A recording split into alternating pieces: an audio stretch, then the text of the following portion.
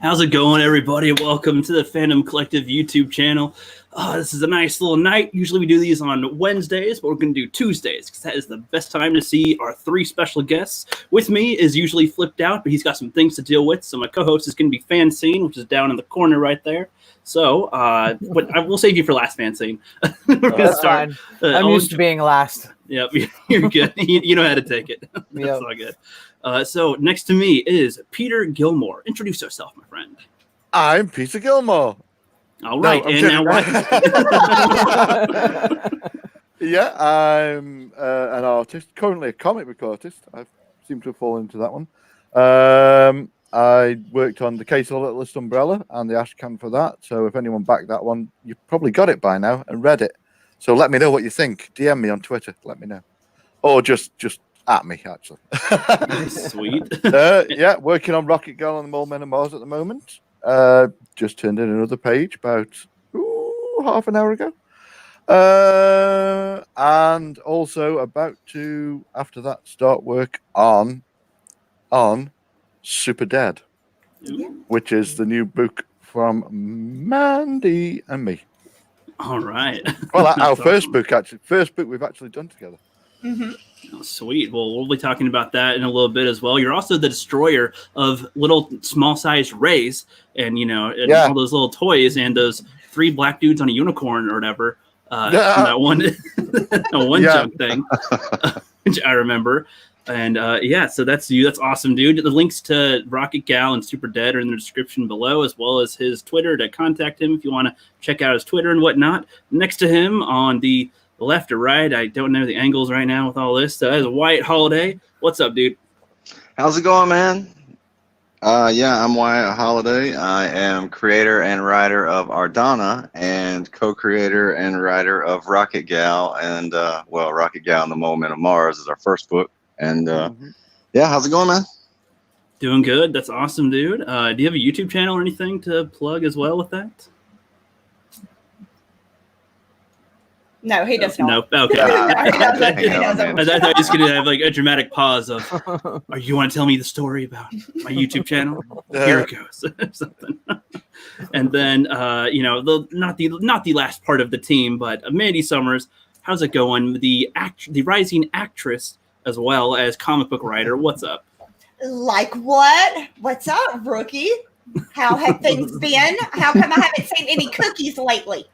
Because my hours are cut so short that I don't have enough time. Making cookies? I don't have time to make the cookies. No, and I got scolded for making cookies last week. Actually, the quote was, "There's way too many damn cookies in here. I'm going to have to waste nearly all of them." Was the quote from my manager. So that's not right. Wow. That's how you know when things have gotten bad, when you can't make the cookies. I know. What are we going to do, right? I mean, what the hell? I say you should always make at least 2 dozen cookies. Exactly. Why not? And then right about an hour before close, you make a dozen more because, you're supposed to throw them away. Mm-hmm. So I threw them away into the backseat of my car and took them home. Like a responsible employee always would. Exactly. Exactly. But for those that don't know about you, Mandy, what do you have going on?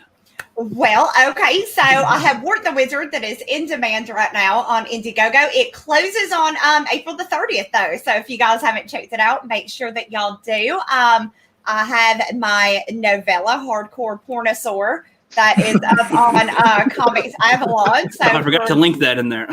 Yeah. So for you guys that are interested in, dino erotica, I wrote that, to please people. We also Super Dead I'm working on right now, kind of playing with the script a little bit while Pete finishes up his project and I finish up mine, but here soon that's going to be coming out, so yeah, lots of good stuff is coming this year. Awesome. Looking forward to it. Yeah, I forgot to put Hardcore Pornosaur in the description. My bad. But I found the old trailer for your Wart the Wizard. Yes, you did. Oh my God. I haven't seen that animated sequence in a long time. When I was looking for, I was just looking for random stuff for Worth the Wizard to put in the video for the collective that I did, and then I saw that one, and that's where you were acting as well, and that was around the release date of the Rookie's Quest back then, last summer. So that was just a fun little fact for that. And I was like, okay, sweet. That's awesome.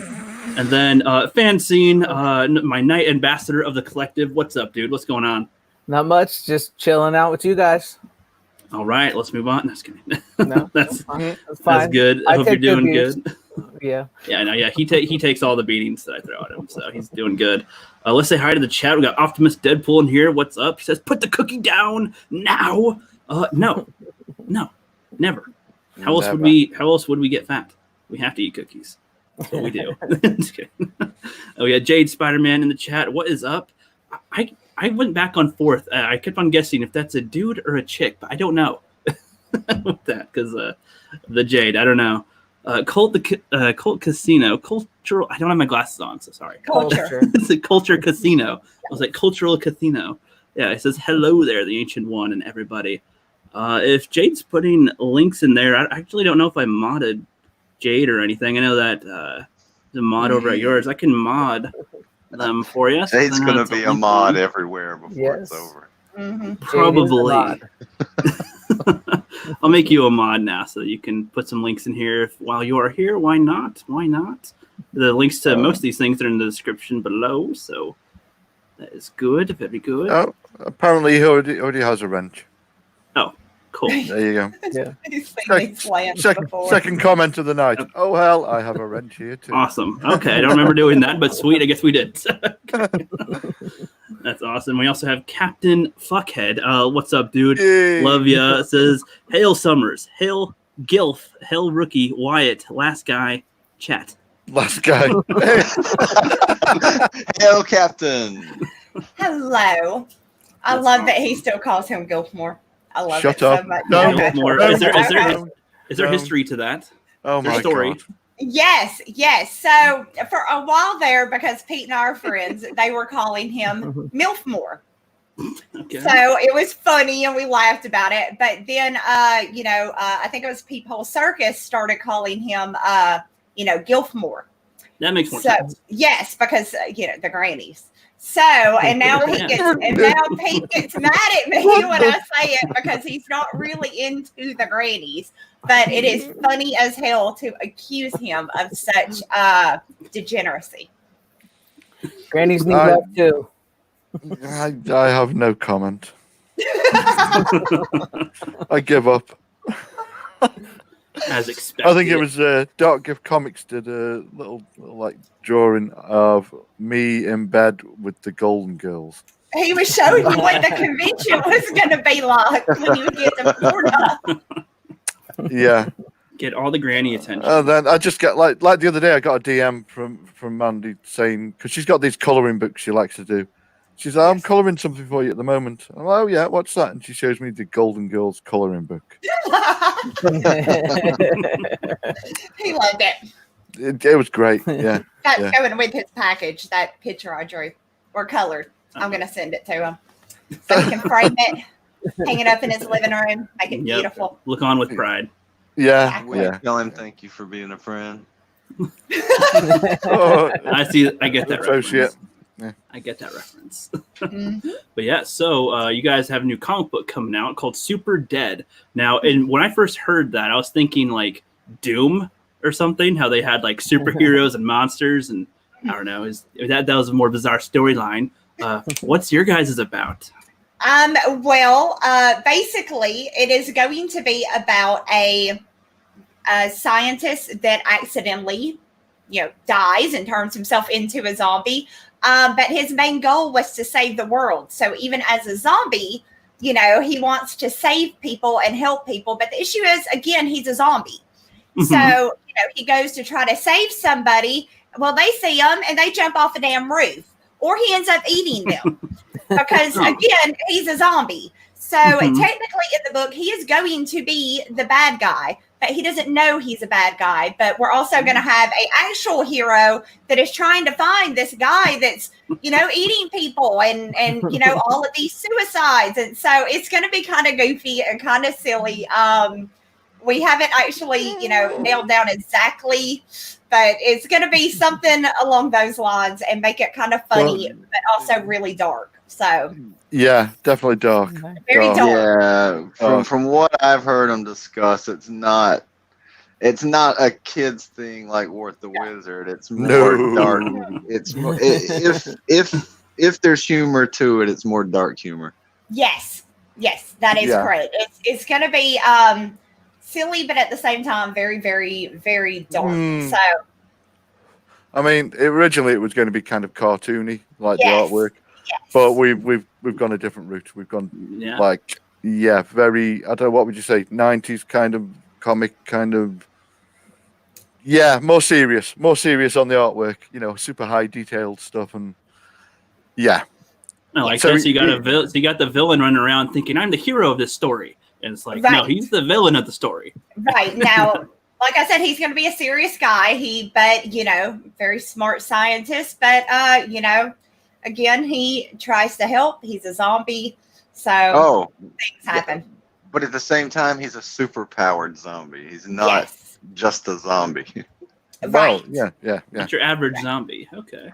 Right. So when he's done with his day, does he go home and have a beer, or go home, take a limb off somebody, and suck on the forearm of the hand or something? I haven't got that far yet. He goes home to get patched up by his super hot girlfriend.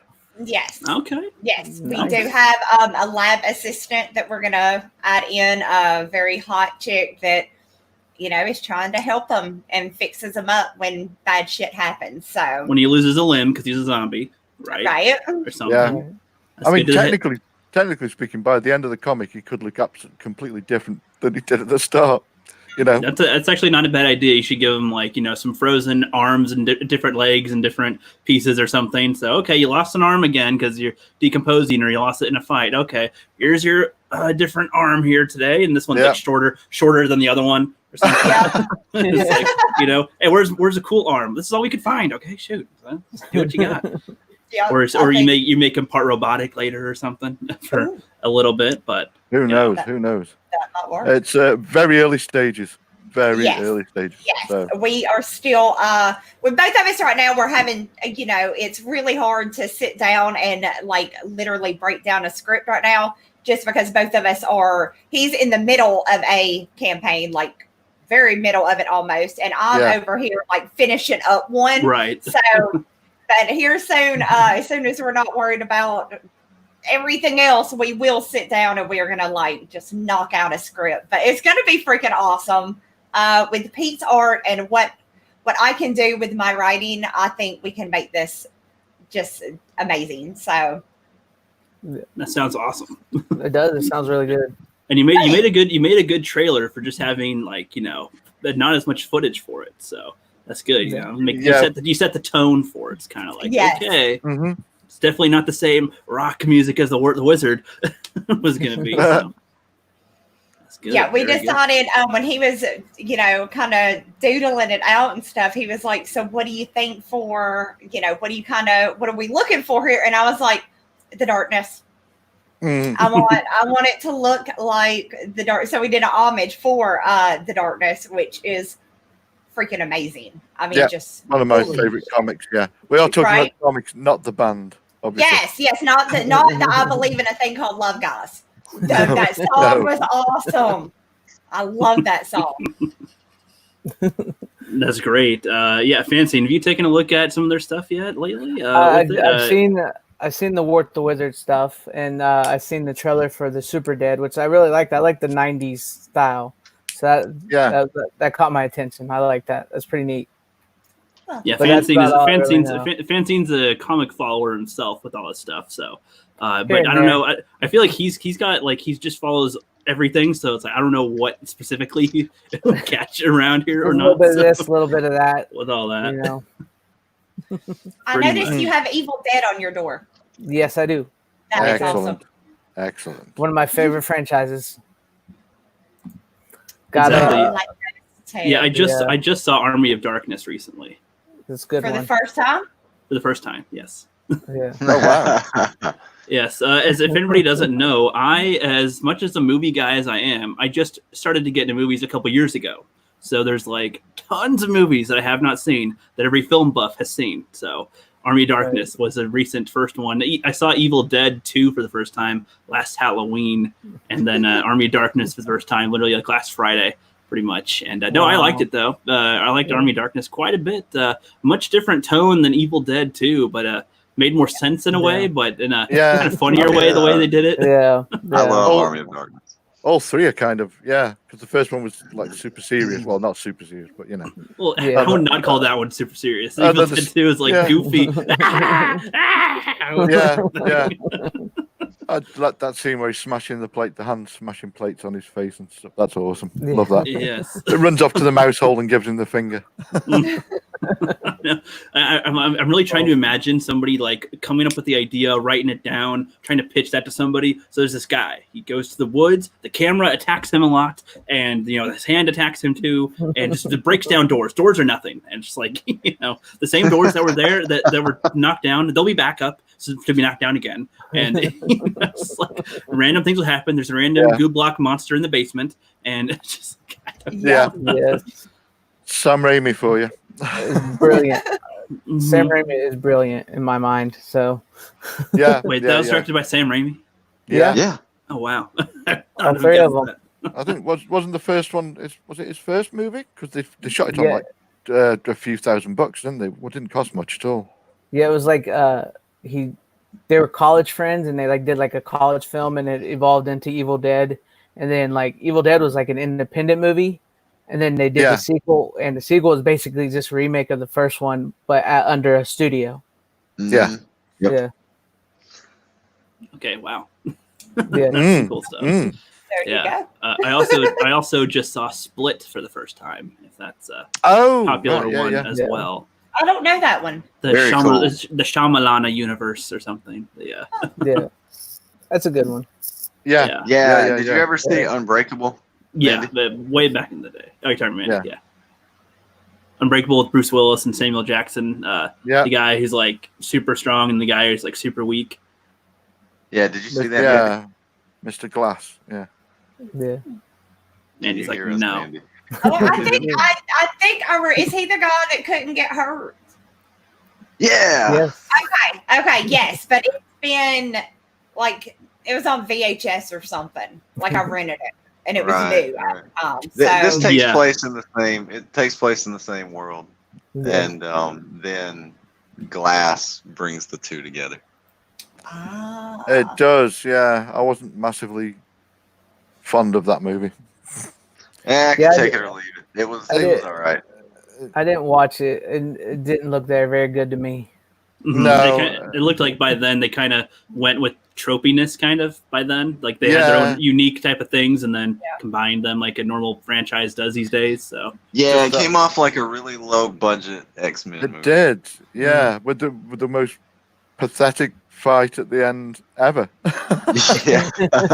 just why?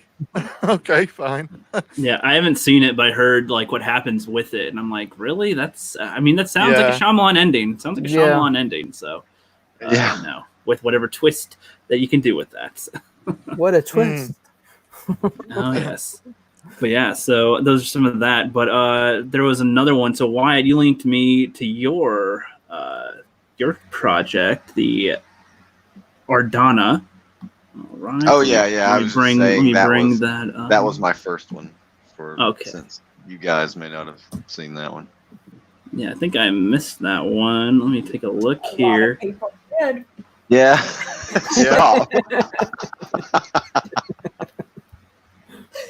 Somebody pulled it too soon. Yeah. Oh, and I can't even back it now if I wanted to, right? No, I don't know. No, well then what the heck? It closed a few months ago. And no, we're in fulfillment right now. But like Mandy said, mistake number one, I closed it far too early. I might have gotten this tonight if it was still open. I know. Well, I'm going to run it again. So there will be another opportunity. So okay. Yeah, rule number 1: don't end your campaigns too early, and don't do that. Yeah, Mandy's Ward the Wizard has been open for a while, and that's almost at 14K. Yes. Yep, it's getting there. Yep. It is getting there. I hope to hit it before I close on the 30th. So, fingers crossed. Is there a way for people that don't know about it that you would pitch it to people that have not heard of Ward the Wizard yet? Like a new way to pitch it? Well, I assume has it been a while since you pitched for Ward the Wizard? I haven't pitched Ward the Wizard, and so I think the last time I started I had Wyatt do it. Off the top of your head, what's your pick? Put you on the spot. All right, let me get prepared. So, you guys, Ward the Wizard is my comic book. It is all. Don't make me big. It's my comic book. It is in demand. It is about a level 1 wizard named Ward, who has to find items and figure out how to use them. A lot like the old King's Quest games and like Leisure Suit Larry. It is all ages, so it's safe to read with your kids. He levels up, which is unusual in comic books. But yeah, so basically we have a level 1 wizard who has no spells, who is just having to use his wits to, basically go and start off by paying his rent. But that ends up being this huge thing. He ends up going to all these places, meeting all of these wacky characters, including a derpy horse that everybody seems to love. Mm-hmm. And what does he want most, Mandy? What he wants more than anything is an epic wizard beard, you guys, because every great wizard has a beard, right? But Ward, he doesn't have a beard. So he is trying to run around and find a beard, because in Brightmoor you don't grow beards. You have to earn them, or get them off of an enemy that you have defeated. That is how you get your beard. So that is what Ward is trying to do. While he's trying to do this, he is going to run in to the villain of the book, Grade Moss, who used to be this really, really powerful wizard who died. He came back and he grabbed moss off of his tomb and put it on his face, because he came back. People don't die in Brightmoor. They either come back as a skeleton or a zombie. Poor Grade Moss, he came back as a skeleton. So guess what? He doesn't have a beard. Is it a random selection, or do they get a pick? No, random selection. Oh, okay. just random. Whatever happens. And Grade Moss's, with him, he came back as a skeleton. So he has to wear this big moss beard. So people would know he's a powerful wizard and to respect him. So yeah, Wart's going to run into him at some point, and it is all a big setup for Wart the Wizard 2 that is coming, near the end of the year. So, yay! It was messed up, and it wasn't quite as boom, boom, boom as it used to be, but I still kind of did it. That's pretty good. That's awesome. Sounds like a fun adventure for him, especially starting from the bottom to the top, or maybe to the top.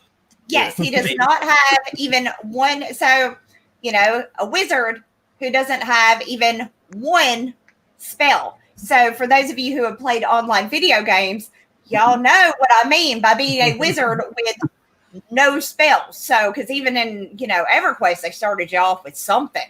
I think it was a fireball, or say it was crappy, but whatever it was. Until he gets that beard, he's just a man. He's just a man. And people, but he is a wizard, so people are going to be mocking him a lot in the book, and making him feel bad about himself. But that's okay, because at the end, Ward will triumph. Oh my God! Wow, that was a good one.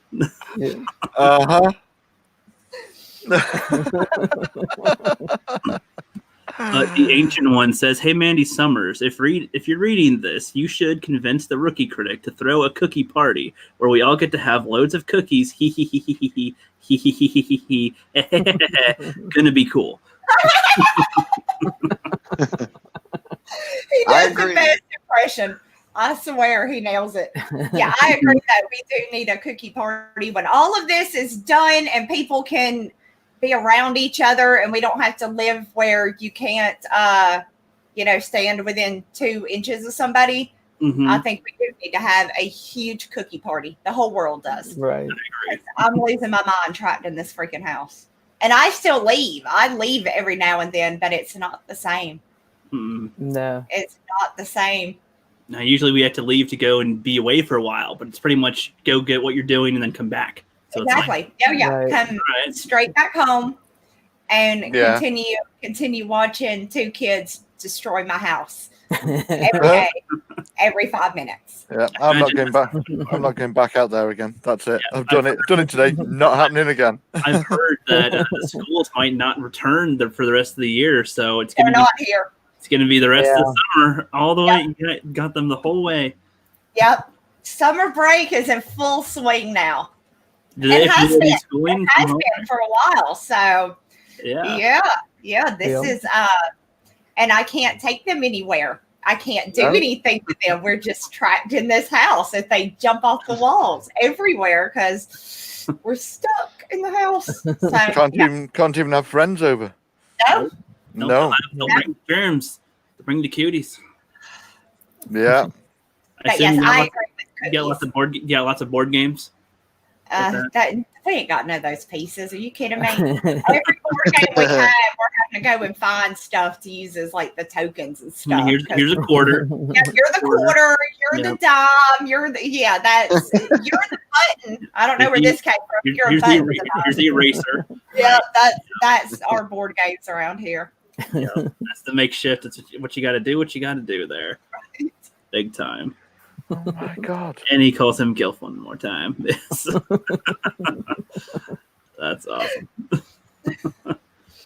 Oh yeah. But so enough about the cookies and stuff, because I'm pretty sure they'll get people thinking about it all the time and whatnot. I didn't have any super topics planned, but there's always something to talk about these days, you guys. Now I'm not a huge DC person. I'm not a huge comics in general person entirely, but I heard of this Gotham High, which sounds like a brilliant take on Bruce Wayne, right? Like on Batman and the adventures of him in high school. With I don't even know, he's in high school, right? So tell me about how great this looks. Looks ass. Garbage.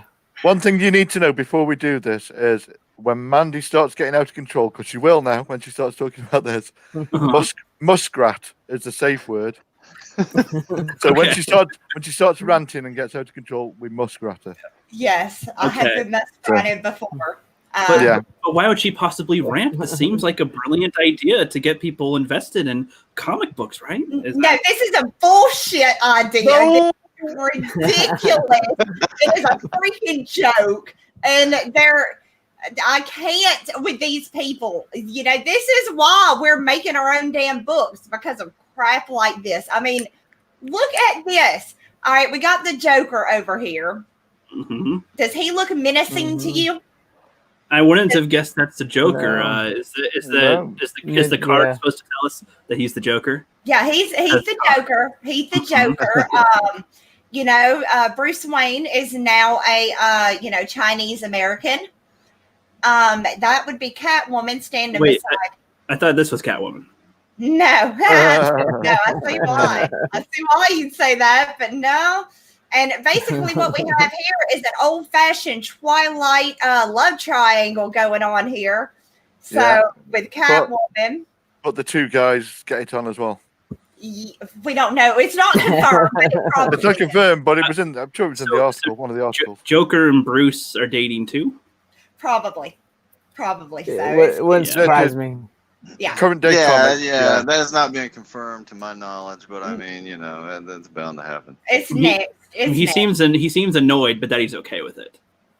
Well, they had to show that he's brooding. Look at him, he's brooding. Let's draw it. He's brooding. That's what they're doing with this. It's ridiculous. The girl who's doing it, I mean, just straight up was like, I don't really know that much about Batman, but my husband really liked it. So, I just wanted to kind of dismantle the characters and start over from the beginning and just show you guys, how amazing it is to be this woke. Like what? Yeah. From the trailer that was pitching this said that it's about Selena dating them, pretty much. Yes. That's the gist. Is that a common storyline? And well, I mean, Batman and Catwoman get it on, yeah, but not so much the Joker. But there's no other dudes involved. No. Huh. Well, no. Is this a common? Are three-ways common in comics these days or something? These days, well, let's not talk about Wolverine, Cyclops, and Jean Grey. X-Men did it, so that's okay, right? Like, I don't know. X-Men have gone one further. Now that is confirmed that Cyclops and Wolverine get it on together. That is confirmed. Yeah.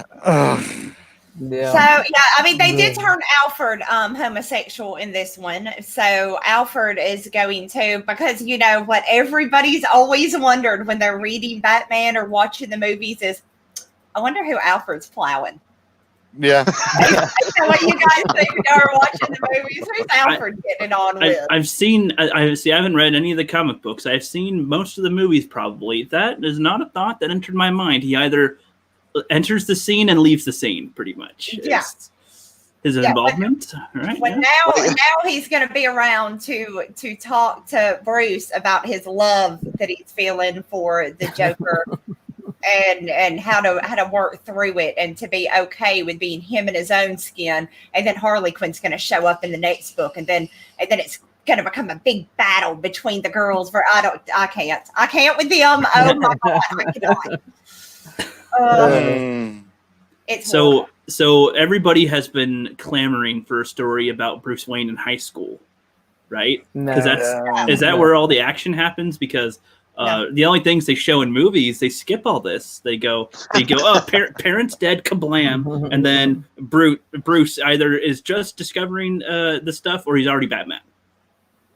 Yeah. And I think they've even rewritten all that parents dying stuff. They've done something with it. Oh, she has, this woman. The only thing I know that she changed for a fact is the money that he gets, like from Wayne Enterprises, comes from his mother now, not his father, not his dad. Of course not. The dad couldn't have possibly been the breadwinner of the family. It has to be the mother, and they make a special point to bring that up. So So that's all I know. But I don't know if she's gonna have them, dead or alive. I assume they're going to be gone because Alfred is going to be a main character, so he would be the one kind of. They die, but this time instead of going to a movie theater to see The Mask of Zorro, they're going to see Madame Butterfly or something weird. Are you shitting me? No, we were talking about that last night. Wow. Yeah. Why did they need to change that? Let's change them. Son, you need to see this movie. Well, I think it's musical theater more than a movie, but the torture, the poor boy. Oh man. Well, we can all, take comfort in the pleasure of knowing that this piece of shit's really not going to be around that long. No, it's not going to make it that far. I mean, when I was looking for an image for this, surprisingly, when I typed in Gotham High, a lot of like DeviantArt type of fan art stuff came up, and I thought that was the same. I thought it was the same thing. I guess it almost looks like the same type of style. Well, it was actually. I mean, someone did like a parody kind of thing a while ago about Gotham High, and it was like, I think this is where they got the idea from. I'm sure it is. Someone did it as a joke, and now they're like, yeah, that's fine. Well, because it's like when people say, oh, it's like based off a Tumblr thing. I'm like, well, yeah, but this actually, when I typed it in, that's what came up was that. So that's like, what? And then there's a few images from this specific thing, I think, but I don't know. That's just that's interesting. No, so that's a no on Gotham High. That is absolute no on. What else would you do when the comic industry is on its knees and about to collapse? Let's bring this out because this will save everyone. This will save everyone's jobs. Do you think that with more people that have never, I don't know, more people or less people can now identify with the three, that they'll gain sales with them too? Like, will they even want this? Like, No. I don't know. No. I'm trying to imagine what's the action in this as far as like fighting, because I assume that's what superhero comics are for. But I don't know anymore. Yeah, I don't. Used to be. I mean, used to be a lot of fighting and hot chicks, and cool villains and cool heroes, and I mean, I don't know what the hell this is. I think the only fighting you're going to see in this one is like an argument on Facebook or something. No, Bruce and Joker having a fight. Yeah. I was gonna say all the time Selena sends Bruce home without dinner. Or when she says, "Okay, Bruce, you can go home now. I'm gonna spend time with Joker," or something, right? He's like, "Okay." Yeah. Then he Tom King's his way out of there. Don't forget he'll slap the hell out of Robin too if Robin starts.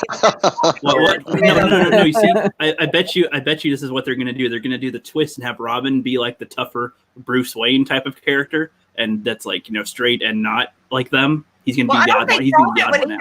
Born yet in this time frame, right? No. He was much younger than Batman, so yeah. I don't even think he would be born yet. But I do know in the last Amazing Batman adventure they sent us on, Bruce Wayne was mad about Selena and had to bitch slap Robin because of it. Because that's what you do.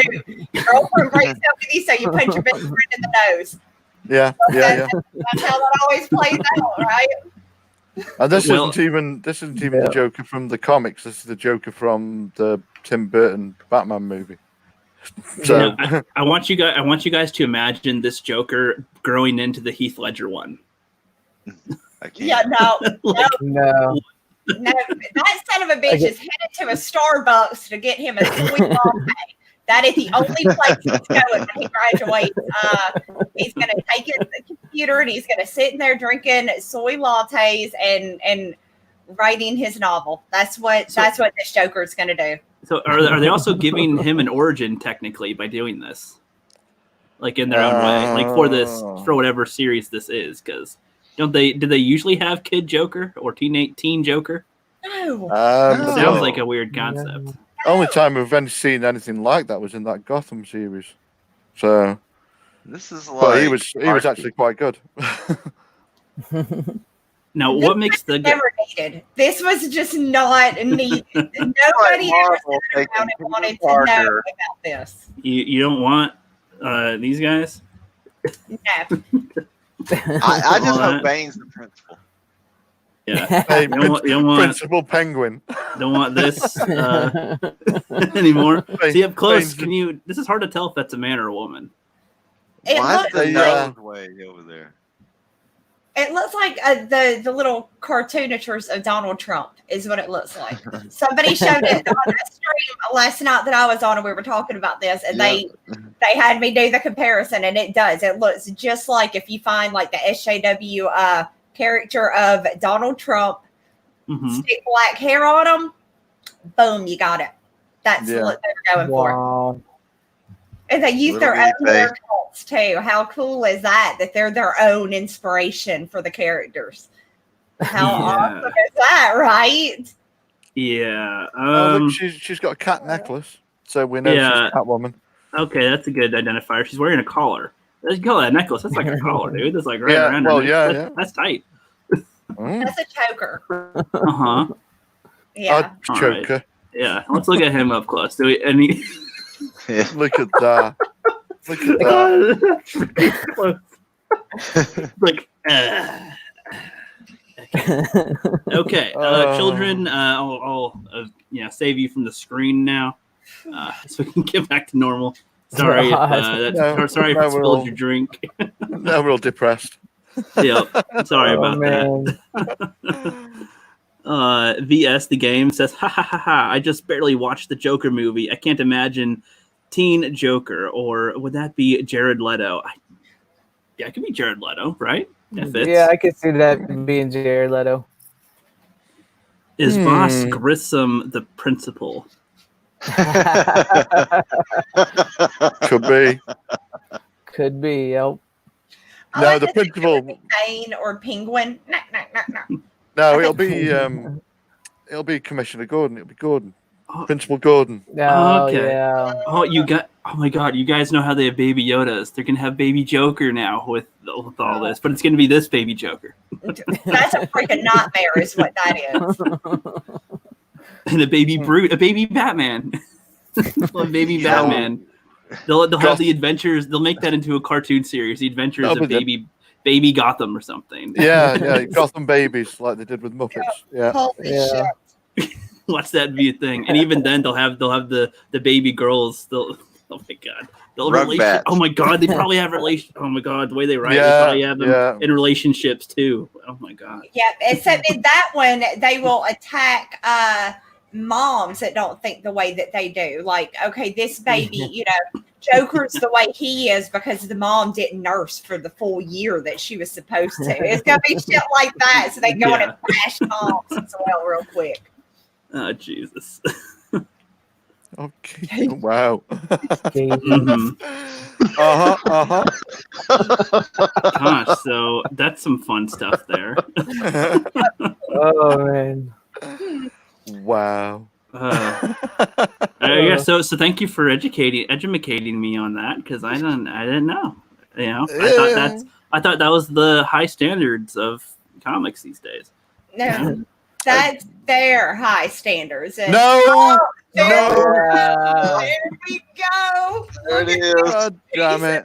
Shit. Look at this with this internet gas and this door in the floor.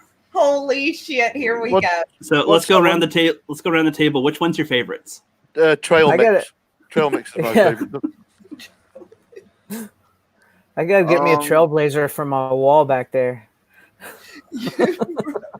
I gotta go with the guy that's like the combination of Ben 10 and Cyclops. Yeah, that guy. Yeah.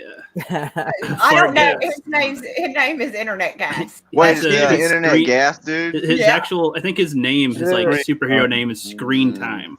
Yeah. Oh yeah, no. Oh, that's right. And be negative because that's funny. Isn't that like speedballing them in the background though? Yeah. He's just, where's his hand? Where's his hands? Where's his hands? That's who I like. I like Speedball's hand the best. Oh, there we go. I was about to say, so the people behind them look like they could be cool, but I don't know. They can't see them. Yeah, those are the real New Warriors. Yeah. So these two lesbians are also superheroes, but their powers combined. they summon something, right? Or I don't. Yeah, I think so. And they're brother and sister, which makes it really weird how they're up on each other like this. Yeah. But, I love Safe Space. I think, I look at him and it just screams athlete, jock. All of those words just. Yeah. And every time I look at him and the 3 balls on his chest. They're supposed to drop. You can't just have them up there. Yeah. No. His balls will never drop. I don't get why her hands are so close to his crotch down here. Like, what? Why? Well, I mean, if you look really carefully, he ain't got no balls. He actually has nothing down there. Yeah, he has no. Look at it. Look at what.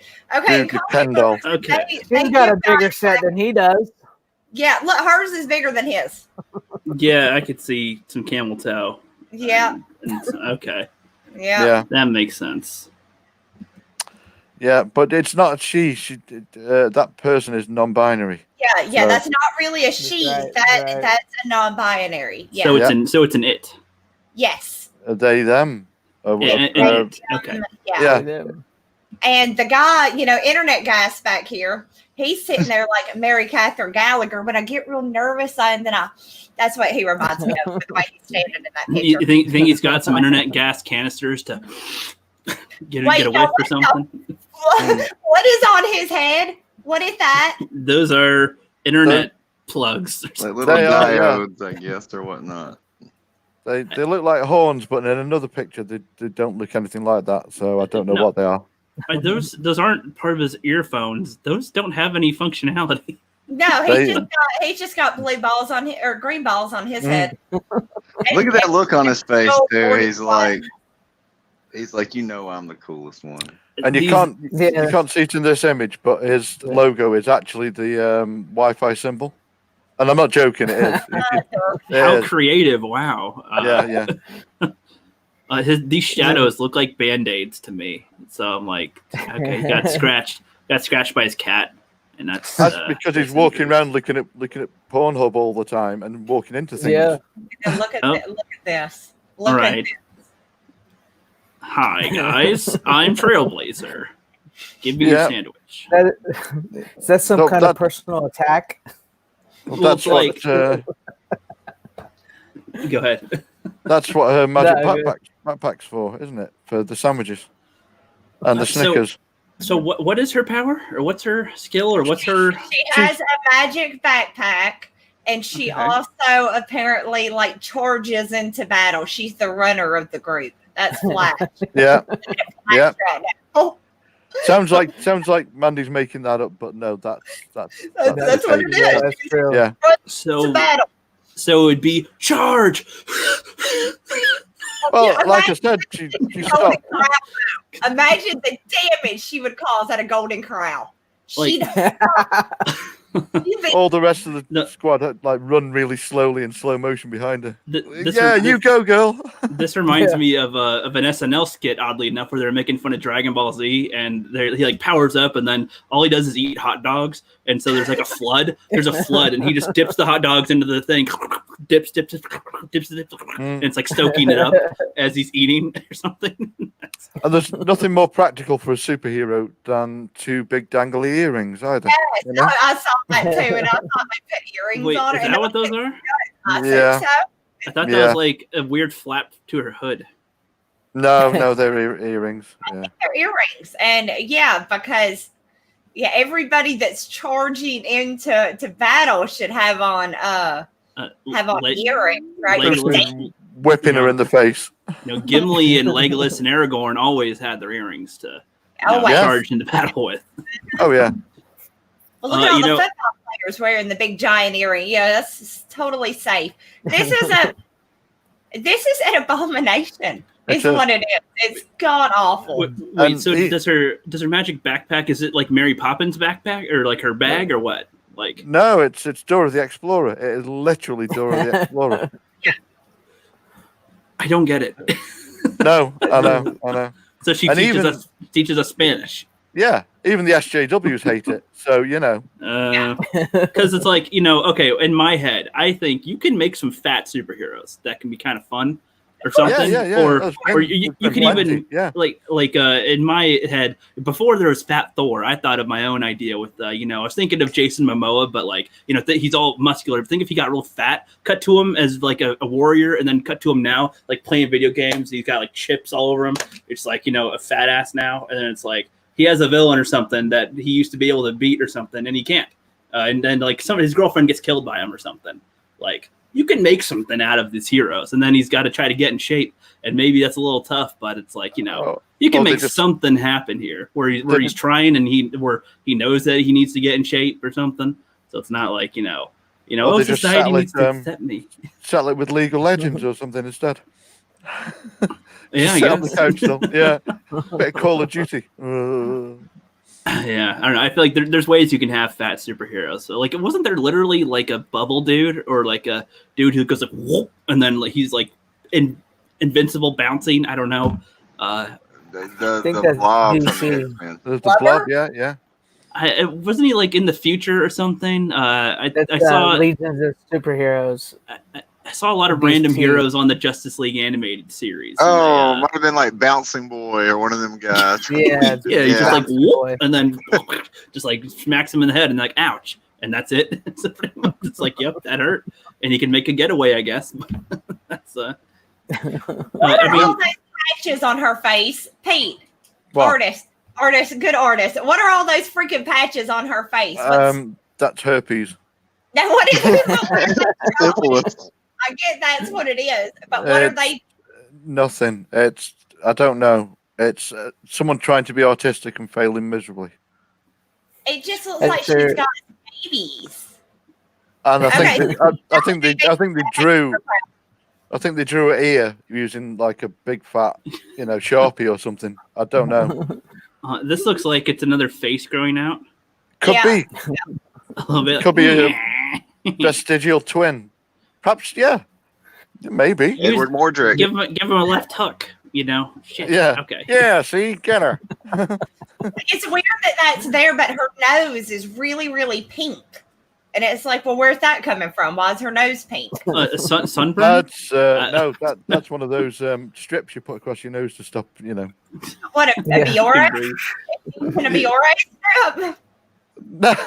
to stop her snoring and basically when she's running into battle and she's out of breath, to stop her snorting and giving away. Yeah, okay, that would make sense. I don't even remember who this asshole is. Maybe it's like sunscreen, like Napoleon's got on his nose in Bill and Ted. Yeah, but it would have to be on the nose to prevent it from being red. Like, I don't get it. She forgot to put on the sunscreen. Maybe. Yeah, That's possibly. Yeah. No, I think know. that's all of them. Okay, yeah. That's it.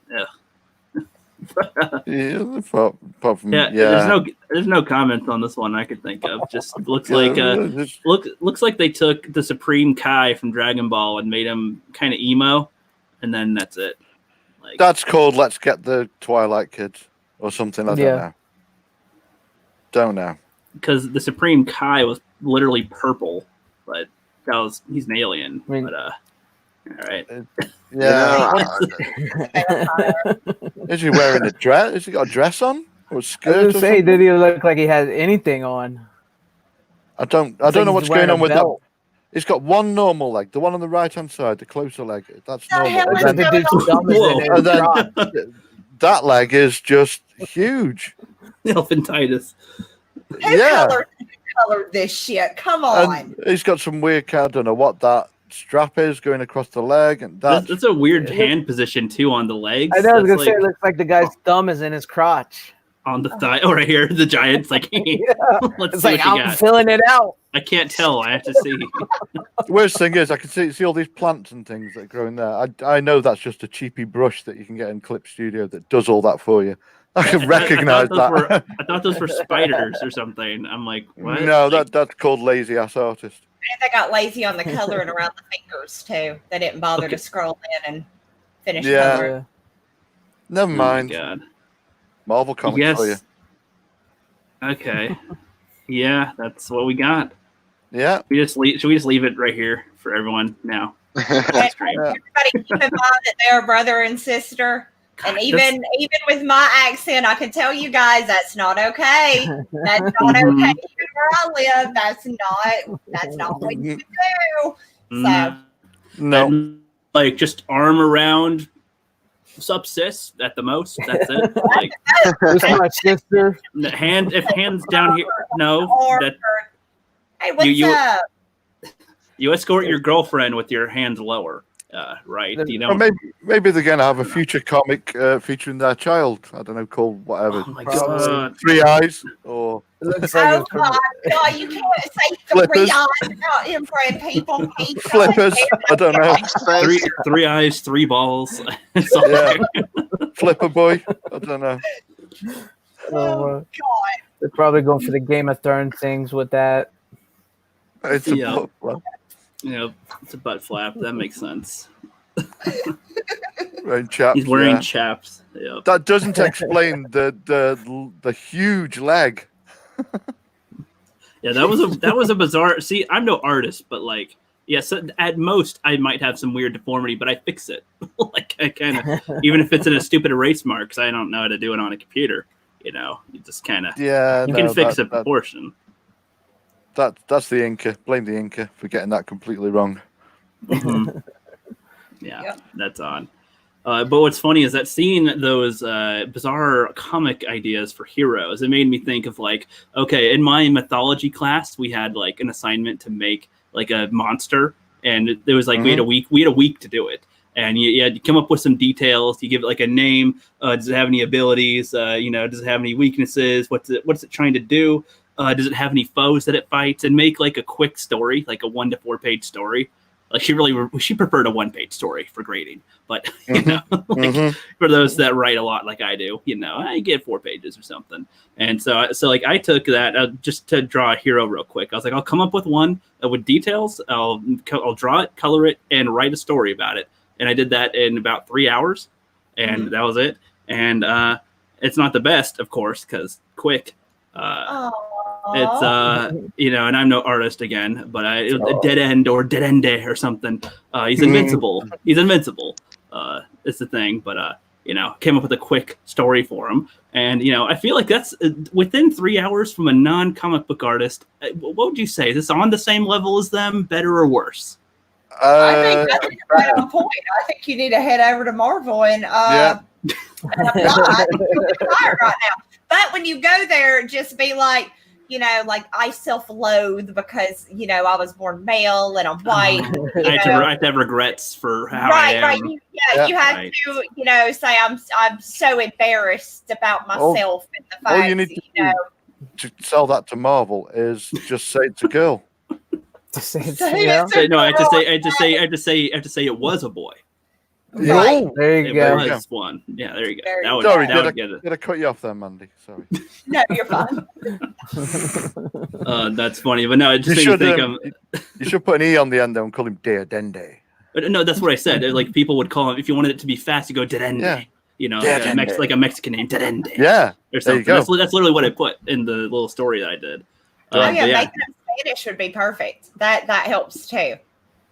But yeah, so like, and I put that as like a challenge that if you guys wanted to make your own too, you can. Anybody can. You know, and like if you wanted to have it shown in a little premiere with others or something, you know, get it in by Sunday. Just like spend don't spend too much time on it. You know, like it just like 3 hours is like all the time I would put into it. Like I'm not going to spend time, you know, actually trying to create the backstory of the world. You know, creators like us will probably think about, okay, so how does this make sense? Where is it going to be and why? Who did what to where to lead to this? And it's like, no, this isn't about that. It's just make it. Just make it. Well, Marvel already stole 2 of mine, so. Which 2? Snowflake and Safe Space. I mean, completely stole Wyatt's idea about internet gas as well. I had it, man. I had it all planned for this summer, dude. Internet gas, yeah. That's ridiculous. I don't even know what that's supposed to be.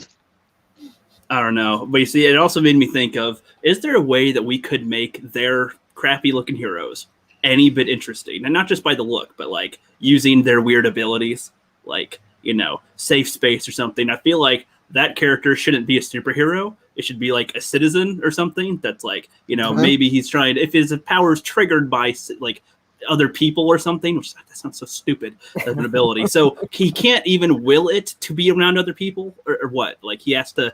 Does there have to be danger to do it? Yeah, that's one of the rules of the character. Yeah. See, I would think that he would be like a fireman then, or something. That's like if you're trying to save people from a building, or your fireman brothers or something, you could force field, you know, protect them. You know, that's all they'd be. Is what I would think. I can't see them being, I'm going to be a superhero with you guys. I mean, Hawkeye has more reason to be on a team than that. You know, he has some skills. And does this dude have skills? Other than football, like I don't know. I mean, it depends what you mean by danger as well, because depends on what you mean by skills. If somebody misgenders his sister, hey, you know, that's an I'm attack. not a boy. That's danger. That's an attack. That's danger.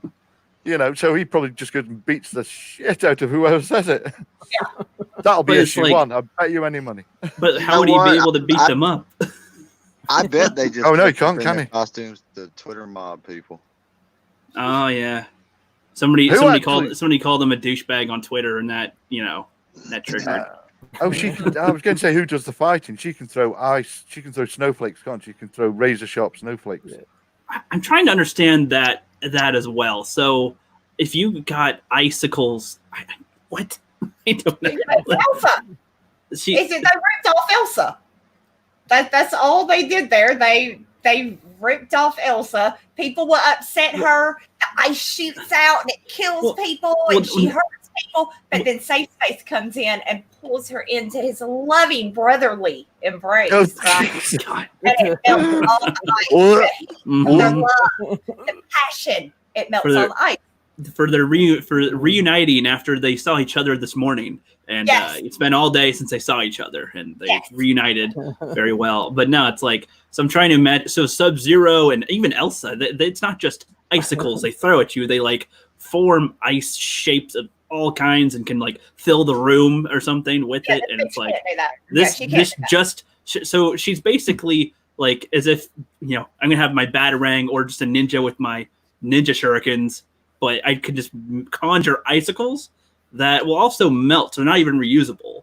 I assume they'd melt. I don't see how. So if it's deadly, she's a superhero though, and I assume they wouldn't have this non-binary character kill people. This makes less sense as I think about it. My question is, these are like woke SJW type characters. What are they even doing fighting? Yeah, they don't even. They should go to Gotham. Are they going to be in Gotham High? They should be in Gotham High with the rest of them, right? Where there's no fighting. Well, that's what it is, though. With the SJWs, they say that they are, non-violent, but they're the most violent. They say that they are respectful of women and women's rights. They're the most disrespectful of women, and they talk a lot, but none of their actions ever back that up. So yeah, you're seeing SJW superheroes. You're damn right they'll kill somebody if they because people that use misgender, we all deserve to die, and we're all Nazis. Right. So yeah, I mean, they're gonna fight. She's Elsa bitch is gonna be throwing ice bolts at people, whatever the hell she does, while Dora pulls granola bar out of her bag. That's yeah. It'll be fine so long as they're bigots. It's like Frozone. I don't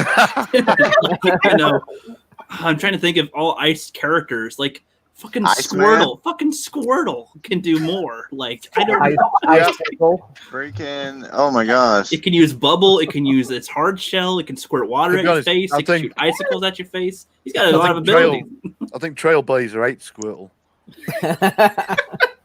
Where do you think she got the shell from, or something? Convert that to a backpack. Yeah, she is wearing the backpack. It looks a lot to me like the trainers in like my Pokemon character. Right? It looks just like what my trainer is wearing. Of Don't course, forget, it's a holy backpack given to her by a grandmother. Okay, now is that playing or is that like also? No, it's. So I thought you said it was just like a Mary Poppins backpack, basically. No, it's some kind of religious artifact. It's like a divinely powered, a Marvel Comics divinely powered. So that could be Norse mythology or whatever, but. So Hercules backpack or something? Like I'm trying to imagine where this would apply. I don't know. Like even in pretend, like in fake sense. Like, it's literally. You go back to that time frame. People weren't wearing fucking JanSports back then. Have you ever seen Hercules wearing a JanSport walking around? No. Norse. Have you ever Norse mythology? Have you ever seen those? Have you ever seen a Gorgon with a fucking backpack? That's why it feels like a sack on the side. I mean, I guess, but no. If Marvel wrote it, they would have. But why? So it's an ancient backpack. To be most fitting, it should be saddlebags. I guess. Man. Saddlebags, all right. So see, I think that's even more stupid because they could have actually had this fat character have like something else to be the powers or something, but that's what they went with. Wow. Yeah, like they went with backpack and basically like a bull. She. Let's say that she accidentally stumbled into another dimension or weird world thing or something as a normal human, and there's like mystical creatures there or something, and they're kind of wild, and most people there hunt them down or something, and she tames them and saves them or something. That'd make more, and then she can catch them like a Pokemon and put them in her backpack, and so then she can summon them in battle or something and fight the bad guys. That would make more sense as some type of weird superhero, right? Like, it's just this chick knows how to tame these mystical creatures and can summon them from her bag and have them fight. Here's my dragon. you know, and then fight the Joker or something. It's like, okay, you're dead. that'd be something different. Right, here we go. I've got the blurb for you. So her magic backpack is actually a pocket dimension with seemingly infinite space from which you can pull out useful or random objects. Yeah, it's Mary Poppins. Yeah, it's not always under her control. She claims to get her power from God, but not the God you're thinking of. There you go. Okay, basically, it's Presto from that freaking Dungeons and Dragons cartoon. No, that's even worse because that's Fantastic Beasts. That's the stupid Harry Potter prequel. I loved that movie. I loved that movie. Platypus with the pouch. That's what this is. So no. It's a bag of holding. I'm sorry, Mandy, but I hated that movie, and I think the idea. No, the idea was good, and the Beasts idea was a good idea, but the way they did it and how they did it, the characters in it, didn't like it. And I agree. I didn't like the whole cult thing, and as soon as I saw Johnny Depp, I was kind of like, oh. Yeah, well, it's like I thought they were gonna. When I saw the title "Fantastic Beasts," I thought they were gonna be like in the wizard forest, and there's like a bunch of beasts again running around that he's got to okay, people are trying to hunt him to extinction, so he's got to try to. So as soon as it popped into 1920s New York, you're like, oh. Well, it was dull. Don't worry, everybody loved that first Resident Evil movie. They were, Resident Evil. I went and saw it. They weren't in a mansion. Okay, I was done. The moment that movie started and they left the mansion, I was done. I didn't care nothing else about it. Didn't watch another one. Yeah, I agree. She was supposed to be in a mansion. Yeah, the Resident Evil stuff's a whole different story. Yeah. How crazy. The first Resident Evil I saw was Extinction. Like I didn't see the other ones first, so I was really confused with like when she uses her powers. I was like, what the fuck is this shit? Like, what do you think she gets powers? Because like I said, I watched the first one. I was done. Yeah. She gets superpowers. She gets superpowers. Yeah. There's these zombie crows that's annihilating the survivors, and then there's a dude using a flamethrower. He gets picked off. The flame is about to roast some dude and some little girl. She just walks on the scene with her eyes. She just with her mind. She like makes the fire go into the air, and it's like, all right. Like, okay, that's a quick way to end the conflict. I'm glad I hated the first one, so they weren't able to mess it up for me past them not being in a mansion. I didn't like her karate kicking the dogs either on the first one. She was they do that. They do that a lot. She was like karate kicking dogs and stuff. Mandy, and I was like, wait a minute. She kicks like a dozen dogs. Like she literally they kill. Right, yeah. And even in the second one, there's at least 3 or 4 she kicks. And this one, there's at least 2. She kills a lot of dogs. Yeah. But oh my gosh. But no, I'm sorry, you got me onto this now. There's a zombie. They're trying to, because it's such a. I love them for how weird they were, but like I hate them as a movie. Like it's like no. But on it's funny. They're trying to make zombies docile. So they have one sitting down, and he's like in clothes, and they put like a little baby toy of shapes, a cell phone, a camera, and stuff in front of him. So he's like, playing with the things, and then he's like, down the phone, takes a picture of the guys, and then just goes, I can't put the circle in the square, and then he kills a whole bunch of them, and it's like, yep, that's what they get. Yep. That sounds so shitty.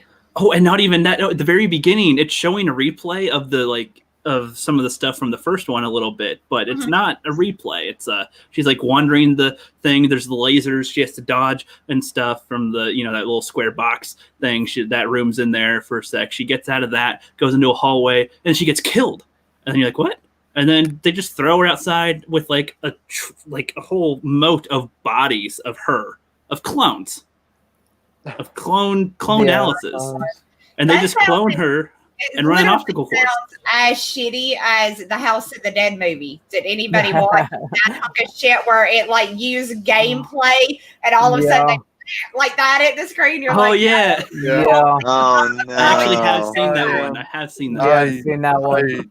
I own that movie. Why would you have bought it? Did you buy it before you saw it or after? Yep. No, before I saw it. Yeah, okay, of course. Thank God. Yeah, Yeah, but no, and then so they're having the clones run like an obstacle course all the time, and they're like, this one had a 30% chance of success, this one had like a 70% chance of success, and she made it to the last stage but then failed or something, and it's like they're trying to get her superpowers that she has from the second one. At the end of the second one, she gets superpowers, or no, at the beginning, she gets superpowers or something. The second one, and has to fight a giant one. That was one of the guys in the first one, Matt or something. Matt, she like loved him apparently, even though they're only in the movie for a little bit together. And I'm sorry, thinking about the plot of Resident Evil, it's very weird, and I never played the game, so I didn't know what the hell it's supposed to be about anyway. I played the games, but I've never had a character have superpowers. They make Valentine come back in like the fourth or fifth one, and she's like got a spider control thingy on her chest, and she's like evil, and then immediately gets that taken away, like immediately it's removed, and there's a chick called Kmart. Yeah, the character Kmart. Yes, a pretty looking girl, but it's just like she's called Kmart because that's where they found her. So Kmart. Holy wow! You should watch them for fun because it's like a watch party or something. It literally sounds like they. Like I said, I watched the first one. The moment they weren't in a mansion, I didn't. I finished it. I mean, I watched the whole thing. I went to the theater to see it, so I watched the whole thing. But I was done after that one, and I see now I made a good choice because all of that sounds like bullshit. Yeah, well, and that's not even the best of it. So there's this black dude in the second one. What's he called? Jones or something? Laurel? I don't remember his name. Yeah. And he's got these like custom gold guns. Game reference. I didn't even play the game, and I'm like, that's a stupid type of thing to point out in the movie. But okay, I didn't even know it was based on a game at the time, and I was like, that's stupid. they have this one zombie that's like control. He has a machine gun, and it's like a huge gun, and mows over these professionals and doesn't kill him, and he gets bit in the third one, like at the beginning, and everyone else that gets bit pretty much changes within like a couple hours or something is what they show. They establish it takes a couple hours for you to change. He goes like 2 or 3 days being bitten and not change, and then randomly like toward the final act he finally changes, and it's like, oh, all right. And he was like, no guys, I'm fine, bro. And his girlfriend actually sacrifices herself earlier when the crows were attacking to save him and everyone else. And he was already bit. Like this fucking dude. Like they don't address it like it's bad either. It's just like, fucking douche. And the chick was actually kind of cool. And it's like, okay, and that's what you do. And I don't know. I'm sorry, but you got me on Resident Evil for a second. I haven't thought about it since I watched them. They're not even trying. They're not trying anymore. And they have a basketball player come in like the fifth one, and he like can hit him because he's strong and stuff. So and then they make how Michelle Rodriguez was in the first one. Yes, she's in like the sixth one, I think, or the fifth or sixth one, and she's like Superman basically, and she just like she's punching Alice, and you just hear cracks like, and the basketball player, and right? Am I right, guys, or am I mixing something up here? Because that's what I remember this movie. Sounds about right. Sounds right to me. Holy shit! Oh God! But she does lose her superpowers. Yeah, this guy who's got the glasses, the Men in Black type of glasses, is like the bad guy. He's what's his name? Wesker, right? Yeah, that's such a stupid name too. It's like he's like she tries to fight him in a plane, and he just like shoves her and goes, "You're gonna not be powerful anymore," and then injects her, and then she doesn't have him anymore. It's just like, all right. Oh, and that's after her clone. She has her clone army attack different facilities or something. Like, oh my god. Like this is like, it sounds like I'm making this up on the spot, doesn't it? But this is what happens in the series, and I don't remember how many movies there were because there's so many of them, and they're all ridiculous. God, I think there's a dragon. Really there's a glimpse of like a dragon in like the sixth or seventh one, right, guys? It's like a dragon. Dragon. It's like a dragon zombie, but it's only in there for 2 seconds. That shot sounds poorly. familiar. because no, at the end of one of them, they show like 6 of the characters as if, oh, this is going to be the cast for the next movie that's going to fight this final battle, and they like show a flying monster in the distance or something, and it's like, okay, I think in the final one is after that, and I think it's in one scene for 5 seconds, and it's shot poorly, so you can't see. It's just a blob going, blah, blah, blah, blah, and then it's like dead as well. And it's like, oh, whoa, whew. They cut like 1,000,000 times. I haven't seen the full movie, but I've just seen clips, and it's like there's like 80 cuts in a 5-minute scene, and it's like, Jesus Christ. I mean, on the other hand, if you watch any of the CGI movies they made, I think there's like 2 or 3 of them. Yeah, they're really good. They're cool. Those are all right. Yeah, but you know, I think they had to do those just to prove to the world that Resident Evil isn't that crappy Hollywood. Yeah. I don't understand the point. Learning later that it was a video game, I'm like, so why are they doing these with the movies like this? Like, it's like. And I know you didn't play them, but the franchise is actually really, really cool. Every game has a really cool. I mean, there's 1 or 2 that I thought kind of sucked, but for the most part, a lot of even like the storylines are pretty good. You didn't have to.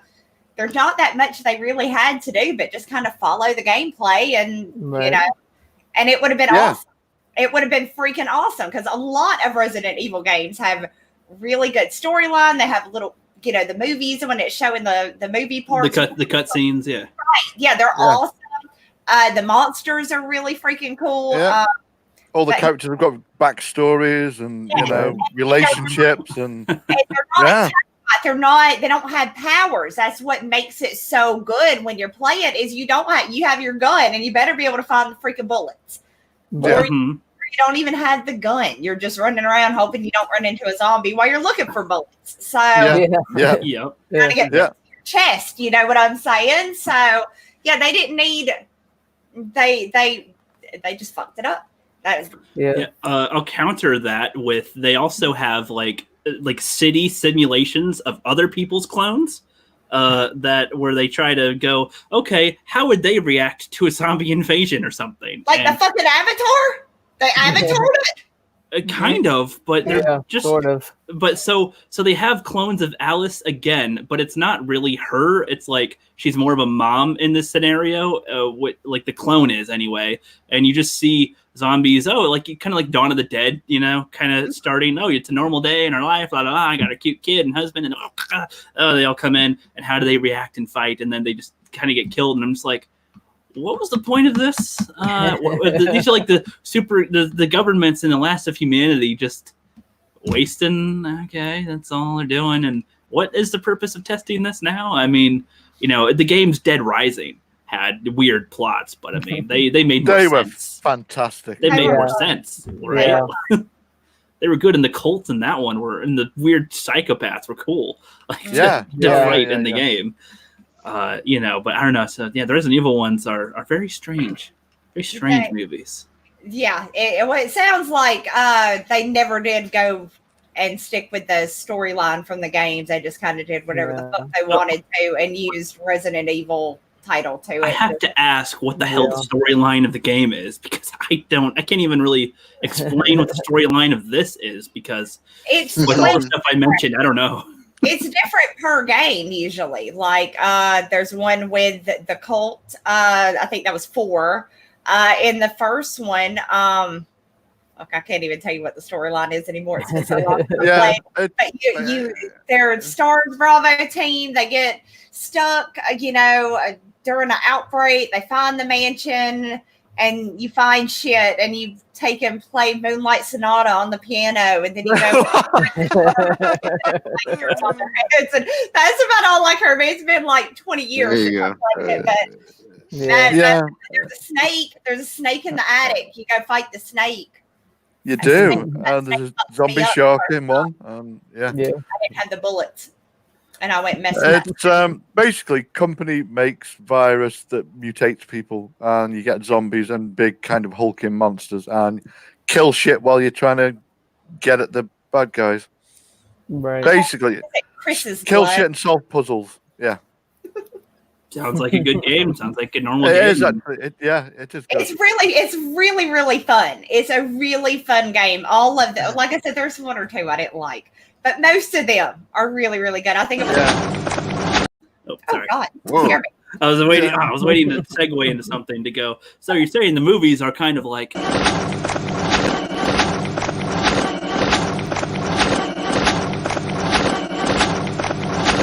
Now comes the part where we throw our heads back and laugh. Ready? Ready!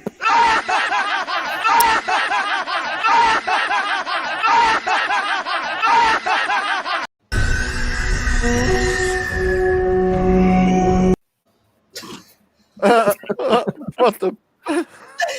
Yes, that is what I'm saying. The movie out of your face and shit. I was trying to segue into that properly, but accidentally pressed. In fact, yeah, they've just released the demo for the new one.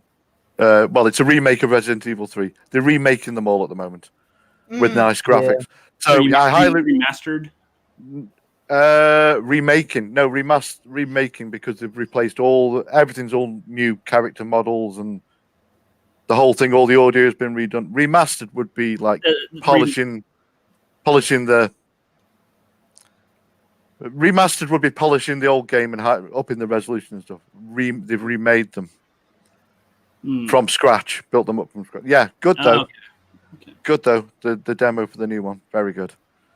So if you want to know what Resident Evil games are about, just download that demo from whatever you play on. And yeah. Okie dokie, might do that in my all time. We'll see. If you wanna see a really good video game movie, make sure you check out Street Fighter. Which one? Is there more than one? Because the one I got on Amazon, because everybody told me that Street Fighter's awesome. Like it's the Street Fighter of Kung Wu Lu Hu or something, and I don't know, kind of weird. Some white chick and just like fighting. Did it have Raul Julia in it? I don't know who that is. I think he's thinking of the one with the chick from Smallville. I don't think so. I haven't seen Smallville either, so I don't know. No.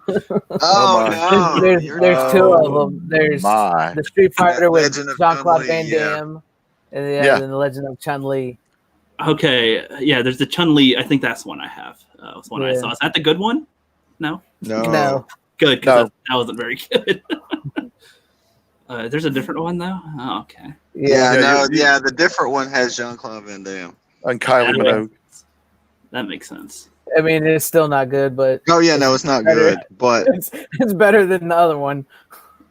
I'm sure they must have some cool fan film ones. I'd imagine there's some where they have like Street Fighter. They have like Street Fighter versus the Green Ranger. Those ones are kind of interesting for fan film quality. It's pretty good. Did you ever see what was it? Batman versus Alien. That was cool. Versus Alien. Yeah. As in the Xenomorph. Yeah. The comic? Good one. No, the fan film. Really good. Really well made. Oh, you mean versus Predator?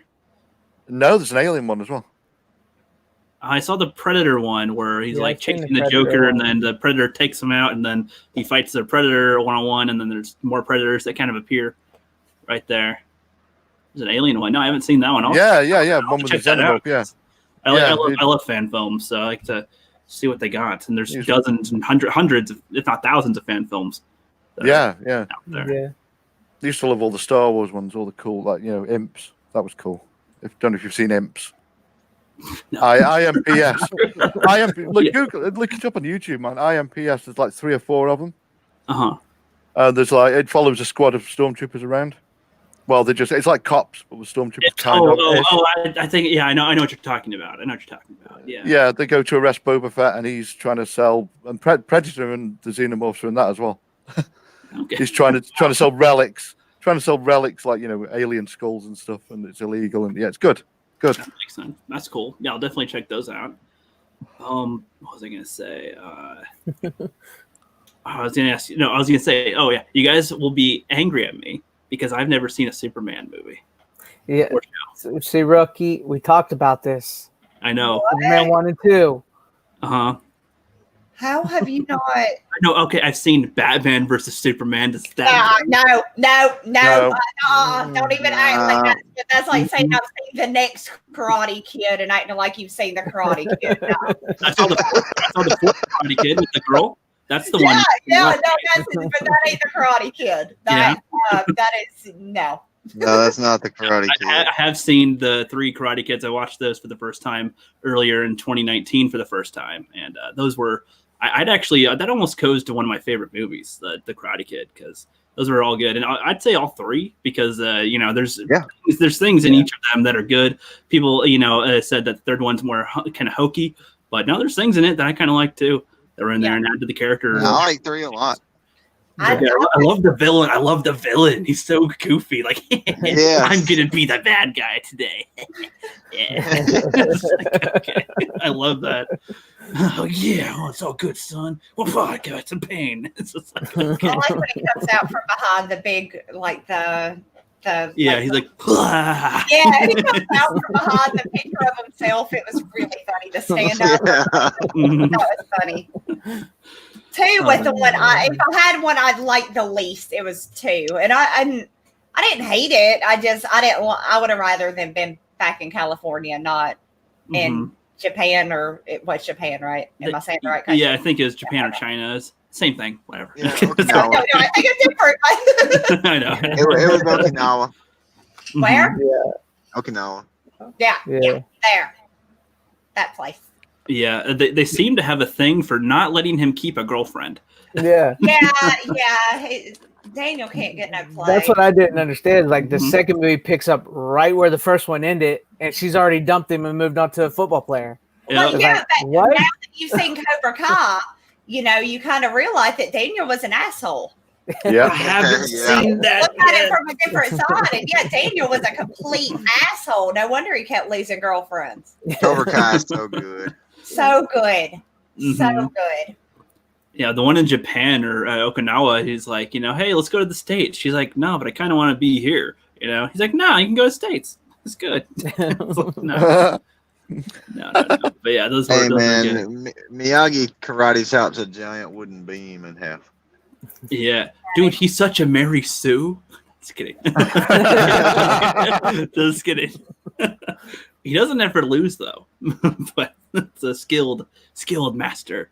I did watch parties with those, and Tom from Midnight's Edge was talking about it. He knows everything about it and does impressions about him and everything with it. So he's talking to me the whole time. So, rookie, well, okay, you're doing this today. This is what we are learning. The actor, he did this. The reason why he could not do the crane kick properly is because he couldn't do it. Okay.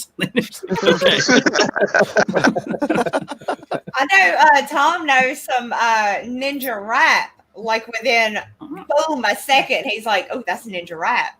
He's a fan of some ninja. Right? He loves that shit. Yes, big time. I dance. I'm not going to like. I have been known to do that and the typewriter like MC Hammer. I will get the mood strikes. Not going to bust any rhymes for us. Nah. It would just hurt you guys' ears. It'd blend in with at least fancy, Go on, do it. We can rap anytime. You just got to know how to rhyme. That's what you got to do. You're going to flip a dime and then do something. You're going to hear the bells and chime and go to Gotham High and then say hello to Batman and Bruce and all the girls and all that stuff. Joker's going to be like, yo, what's up, Smoker? I don't know what's rhymes with Joker. I hear the Joker's best friends with Clint Stoker. Okay. There you go. You brought it to a close. There we go. White people rapping. White people rapping. If you're not Eminem, you just need to stop, right? Pretty much. Or you can keep trying and it's cute, but it's not entertaining. Yes. It's like, oh. Eminem or Vanilla Ice. She's like, no. Don't be dishing Vanilla Ice. I love Vanilla Ice, but yeah. Yeah. But yeah, so all right, so I'll move it over to something else real quick. I don't know how much longer you guys have, but I was going to go for another half an hour if you guys are cool with it or something. You good? Yeah. All right, sweet. So Bloodshot, that's a newer type of person that I actually heard about Bloodshot a while back from there was Ninjak versus the Valiant Universe. It was like an hour long little movie thing on YouTube that Jason David Frank. I was doing research on the Power Rangers a little bit, and he does lots of fan stuff. So he was in this other project, Ninjak versus the Valiant Universe, and it has pretty good quality. It wasn't released in theaters, wasn't released on DVD or anything, just straight to YouTube or straight to streaming or whatever. And that one was pretty good. But then I hear they got Vin Diesel's Bloodshot coming out, and I saw the trailer, and I feel like they showed the whole movie. And I don't know if anybody saw it, but what are your guys' thoughts on Bloodshot and all that? I have no thoughts whatsoever. I saw it on Amazon earlier on. I thought, should I buy it and watch it? And I thought, no. Could be good. Could be. I bought up a bunch of number zeros when I found out they were making the movie. Okay.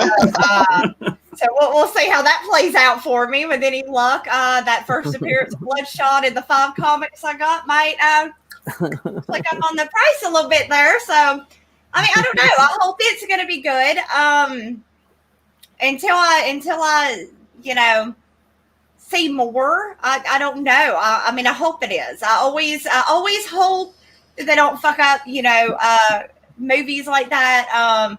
Lately, they just keep disappointing me. So I'm pretty much expecting it to suck.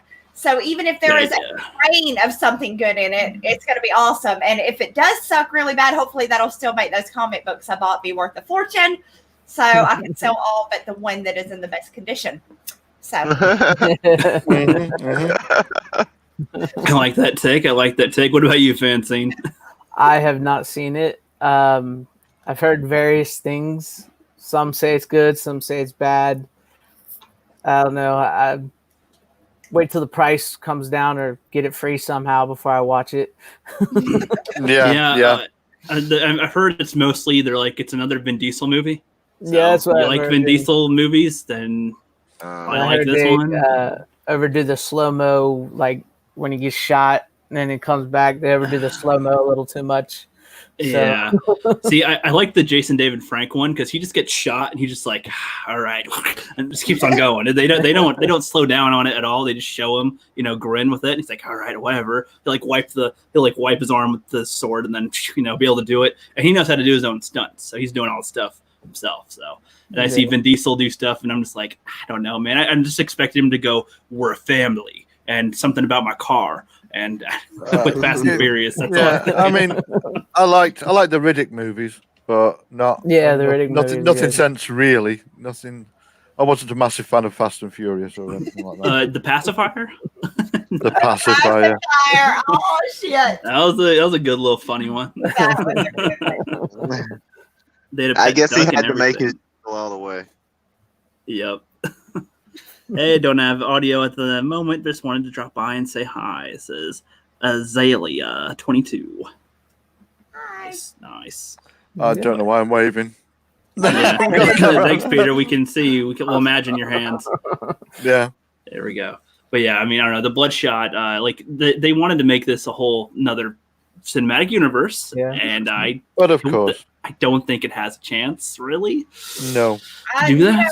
I don't either. I don't think it's popular enough. I hate to say that, but I think it's not really popular at all. I mean, like I said, when I found out they were doing a movie, I went on eBay and I bought up every single one of the number zeros I could find that was under like $3 because they're just Mm-hmm. Yeah, so I bought up a bunch of them hoping that when this comes out, people will see it and be like, oh shit, that's a badass freaking character, and they'll want the stuff, and I'll be sitting there with I got all your comics. You want to buy one? So yeah, that's kind of my hope, but yeah, I don't know. I hope it's good. I hope it brings people, make people realize that character is out there and pretty cool. If they do it right, it'll be cool. Yeah, I feel like Jason David Frank's version was pretty cool. Vin Diesel, just based on the trailer, looks like he's like the whole trailer setup was like, oh no, he's being used, and then they reset his memory, and then he's got to learn how to break it, to break free. And I don't know, like just the way they present it seems kind of dumb. Even if that's his story, it just looks dumb the way they're doing it. I'm expecting them to mess it up. That's the truth. I mean, I'm going into it knowing there is a pretty good chance they're going to mess it up. So, you know, everybody complained about, Heath Ledger playing the Joker, and it's always going to be so bad. And he was like the best Joker. So, but that was way out of his own league and the director's league of like they're opposite of what they do. So this has been Diesel doing another Diesel. So it's like I doubt he's really changing his range here. It's same. Well, I don't know. Maybe he will. Maybe he'll change his range. I mean, maybe Vin Diesel is some really dramatic actor, and we just aren't giving him a chance. I think we've seen peak Diesel. I heard he's a better director than he is actor. Yeah. And probably a better game developer. Yeah. Possibly. Maybe. Yeah. I don't know what his best films are, but I feel like we've probably reached peak Diesel by this point and can only go down from here. You're probably right. I mean, I'm waiting for him to be old enough to be like an old guy. He could be an old wizard or something, but have him with no hair, like a wizard with no hair, and and it can be part of a magical story. Maybe he'll be different then. He'll be the goofy old guy. That'd be different for him. I can't see him do that. No. They could do a Logan with him with the Riddick character. It could be like old man Riddick. Yeah, I feel like that just still wouldn't look like okay. Still Diesel, same character. Yeah. They already had that personality in Chronicles, pretty much. Like I just want to be done here. All right. If you want to watch the most different Vin Diesel portrayal, he did a movie where he played. I believe he directed it too, where he played a mafia guy based on a true story, and he's got hair and everything. Oh wow! Wow. What? You can tell it's a wig, though. Of course. But, probably makes it better. It's probably the most dramatic, different Vin Diesel type movie you've ever seen. Well, how did he do? Did he do well? Yeah, he's actually pretty good in that one. I cannot remember the name of it right now, but it's called "Find Me Guilty," and he does have hair. Oh my! Find Me Guilty. Is this like his version of The Room, like his Vin Diesel? No, it's like a true story, and it's actually actually pretty decent. Okay, is that a wig? That's not a wig. That's real hair. Oh my! I always thought it was a wig. No, man. That he can hit. So maybe we'll be able to, because like I say that about every Tom Cruise movie when I see him, because he's just too Tom. He's too fucking nuts, and I know too much about him personally to. But then I start watching the movie, and I forget that I'm watching Tom Cruise. I go into it like, oh shit, Tom Cruise is insane. But he's such a good actor that he usually is so believable with the characters. Maybe that's what Vin Diesel's going to do. Maybe he's going to, we won't be like, oh god damn, there he goes. Tokyo drifting around. I would so agree, but how much do we know about Diesel? He's not really top of the headlines kind of guy, so we only know of him from his other movies, and he's the same character. I know, but it's the same. Who is the guy? Pete, you'll know this. The guy that played in Rocky Horror Picture Show. Tim Curry. Tim Curry. I can't see that dude in anything else anymore without seeing him as Dr. Frankenfurter. I swear to God, I cannot see him in anything. And so, it's from his other one movie. One movie defines him to me. And so, like, even on that Pee-wee movie that he's in, I thought about the fact that, that's Frankenfurter. He needs to be wearing heels right now. He needs to have on heels and a corset. He's way too overdressed for me. So when you saw it, that's on your mind instead. Yeah. I did not. I've never seen the original It. I've read the book, but I did not see the original. I was too little when it came out. Oh, and, that doesn't stop a lot of people. No, my parents wouldn't let me watch it, I just didn't watch it.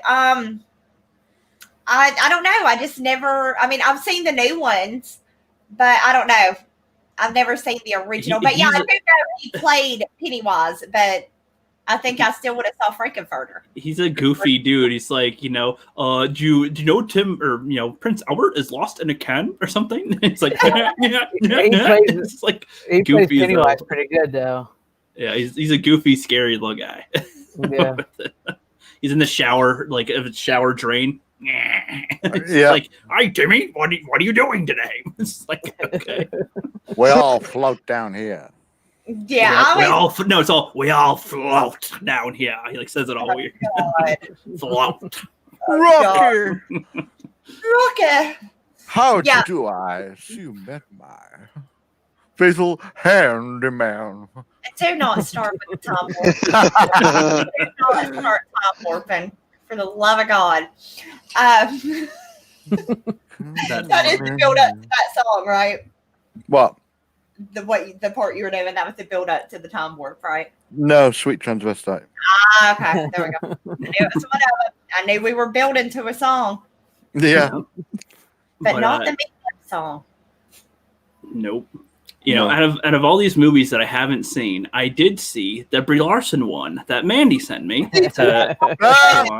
Basmati Blues. Basmati Blues, yes. Yeah.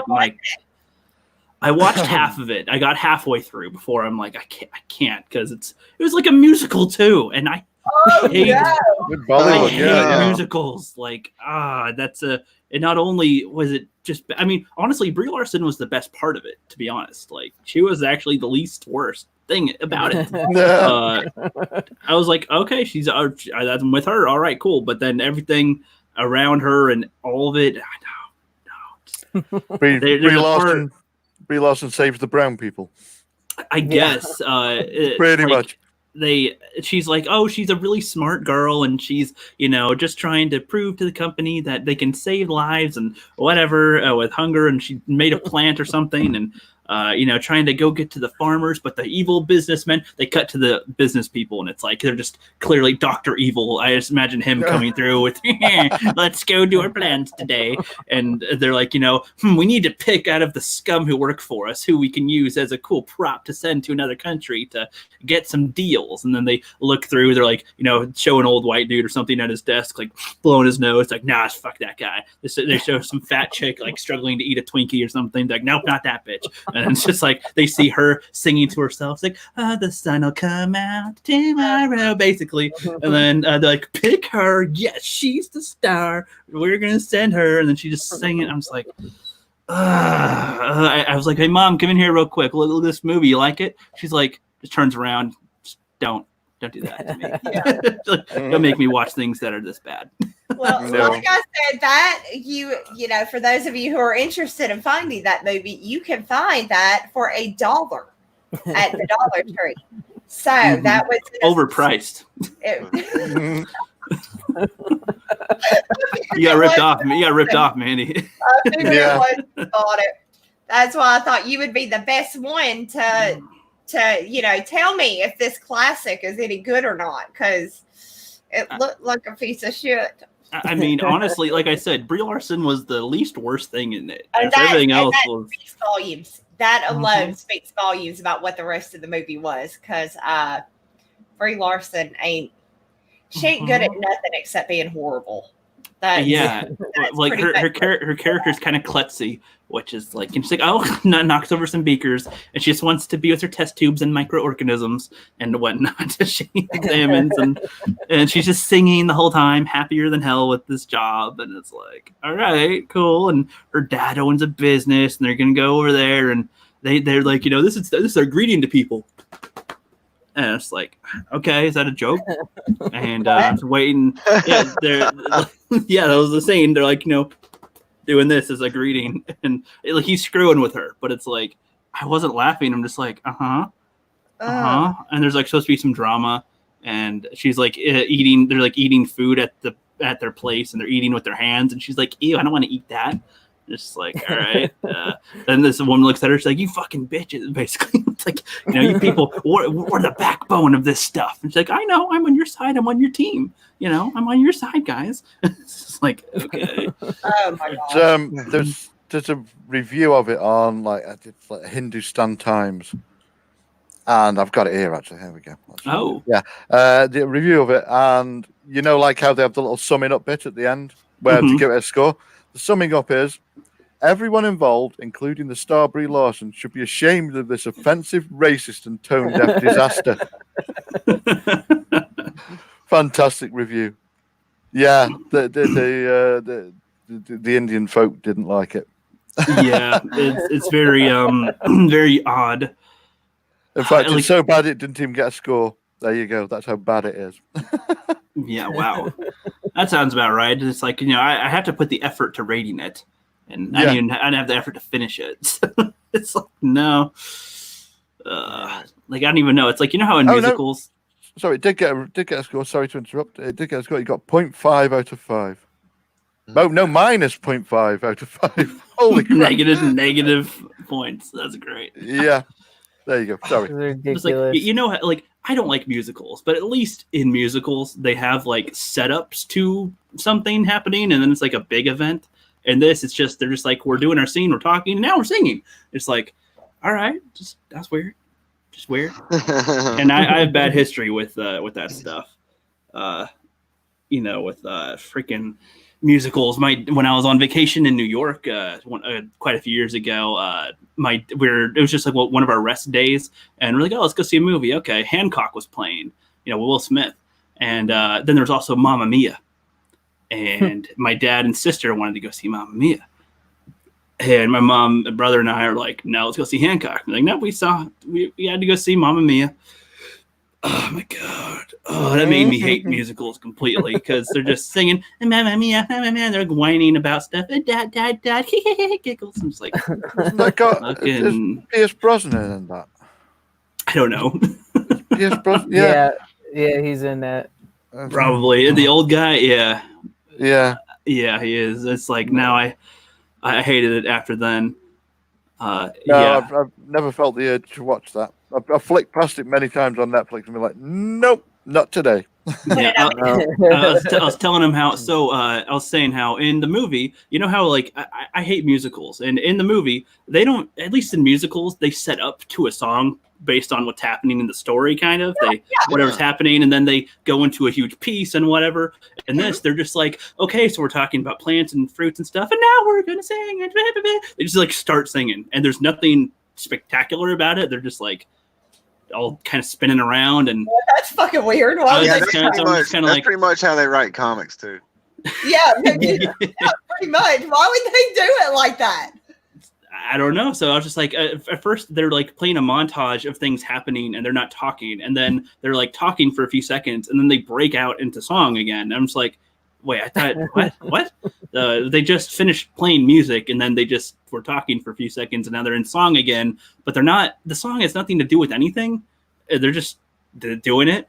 Just like, okay. That is so bizarre to do it like that. And I had to like, it was during one of their songs that I had to stop the movie because it's like my history with musicals is bad. Because going back quite a few years ago, I was on vacation in New York, and it was a rest day, and my dad was like, "Hey, let's go see a movie." And Hancock with Will Smith was playing next door, and we saw Mamma Mia instead because my dad and sister wanted to see it. And my mom, brother, and I were like tortured watching this because it's like, the whole thing is just, oh, look at this, something, dot, dot, dot, and like, and then they're like, oh, I just want to find the love, and I'm crying. And I'm just like, fucking Christ.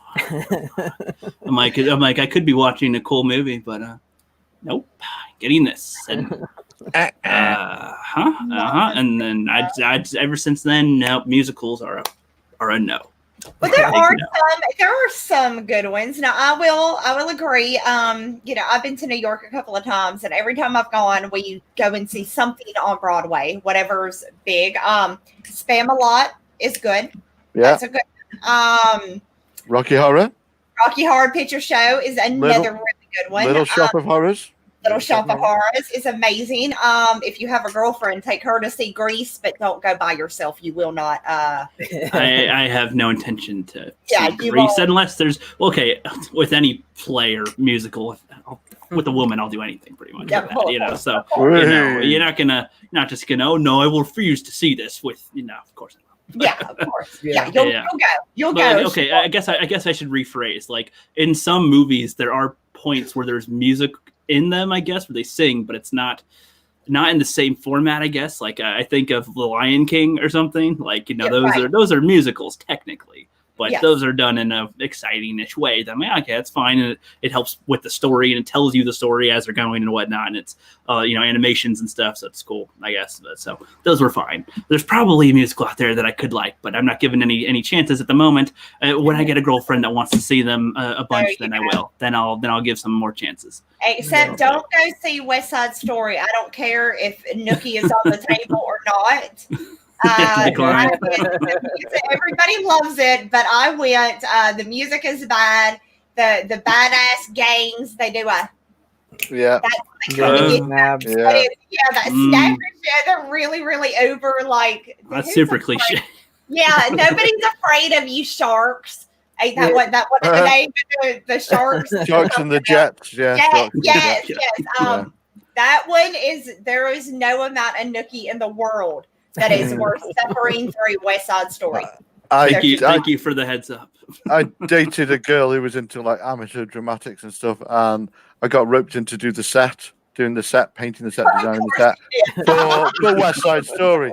For West Side Story, and I do not want to hear those songs ever again. They're not good. They're just not good. There's No. like one that's like I feel pretty. She's like I feel pretty. So it's so bad. It's so bad. I'm not joking. That sounds like the soundtracks they used for Captain Marvel or Batwoman, right? Yeah. Isn't that the same ones? Pretty, I'm witty and good. I tell you, I bet as a they guy, wrote that song from the remake. as a guy, the one you'll be able to tolerate is Chicago. Chicago's not bad. Not one of my No, favorites. I actually like it. It's not horrible. I'm not a musical Okay. guy, but Okay. Chicago's pretty good.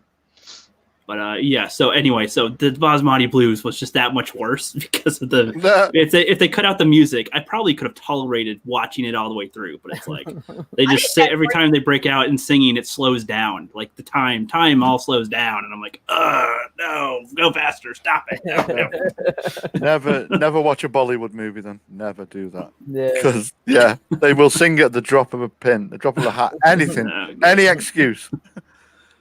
Yeah. Here's my cup of Spider-Man coffee 3 in the level. morning, and now I'm feeling hot. Spider-Man 3 levels of random dancing. Mm-hmm. Yeah, Yeah. avoid Spider-Man 3 as well. Mm-hmm. No, thanks. I'll be good. Though I have heard that like the Christmas Story is a funny, stupid one, is what I've heard. I don't know. I mean, Scrooged was funny, but the actual Christmas Story, I don't know. I guess you could sit there and laugh about the poor little, broken boy that's stumbling around. Well, I know from what I saw, it was like it wasn't like a live audience. It was like recorded in one shot type of a weird musical thingy, and you're talking it's about like the musical, weird, yeah. Or something. So, Okay, yeah, that very, very, very possibly. Yeah. Mhm. Yeah, very possibly that is probably a joke.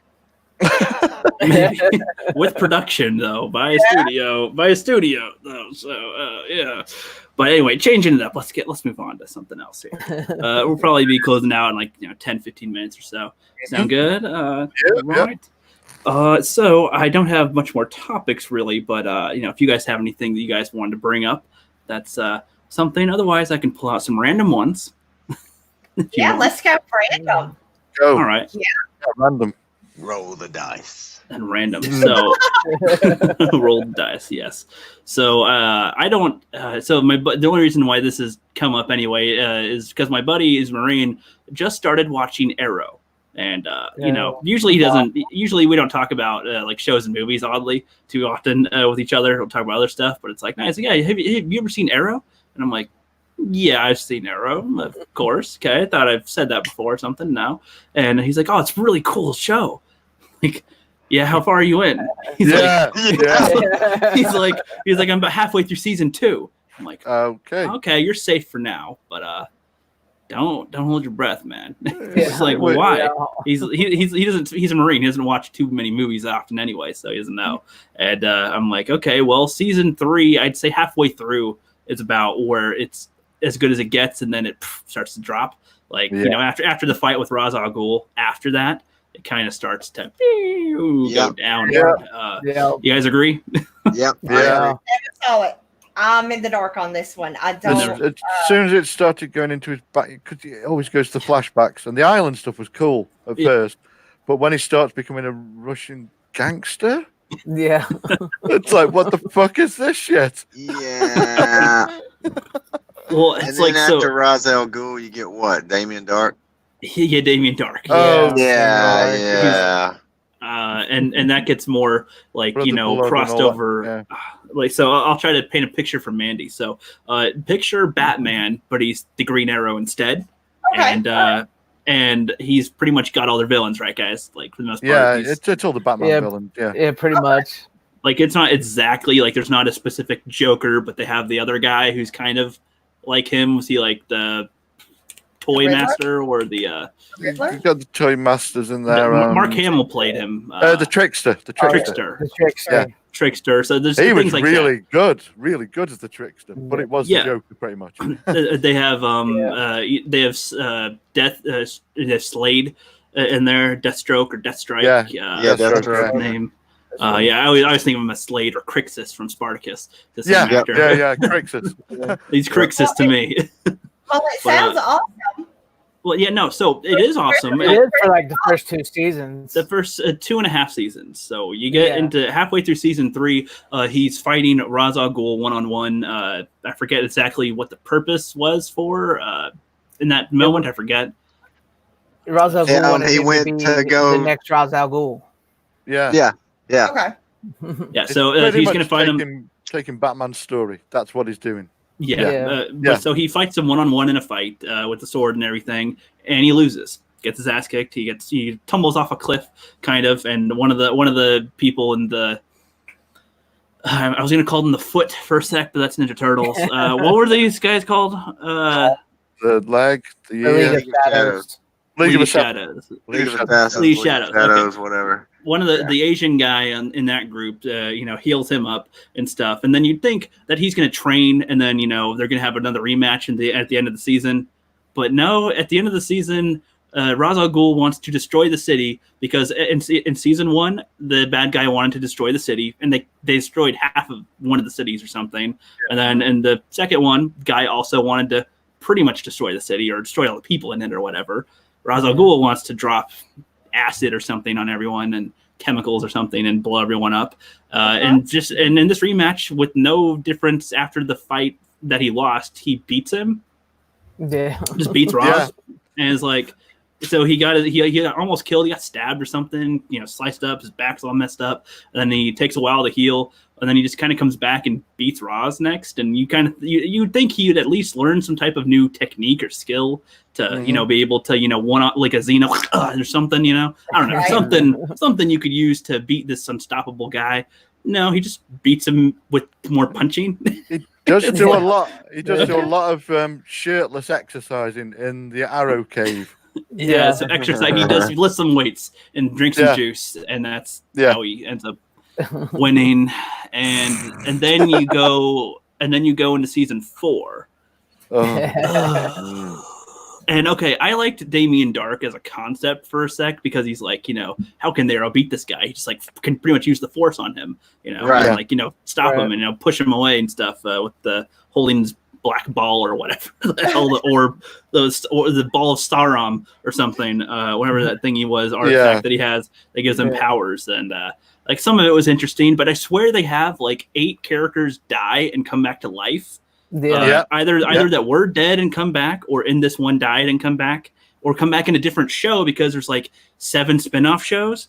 Oh God. And so paying attention to what's going on, you have to sometimes dip into other ones and not know what's going on there, or you have to watch those also and like how how after Laurel dies, you wouldn't know that she's freaking, the one from the other Earth on the Flash. Yeah. Yeah.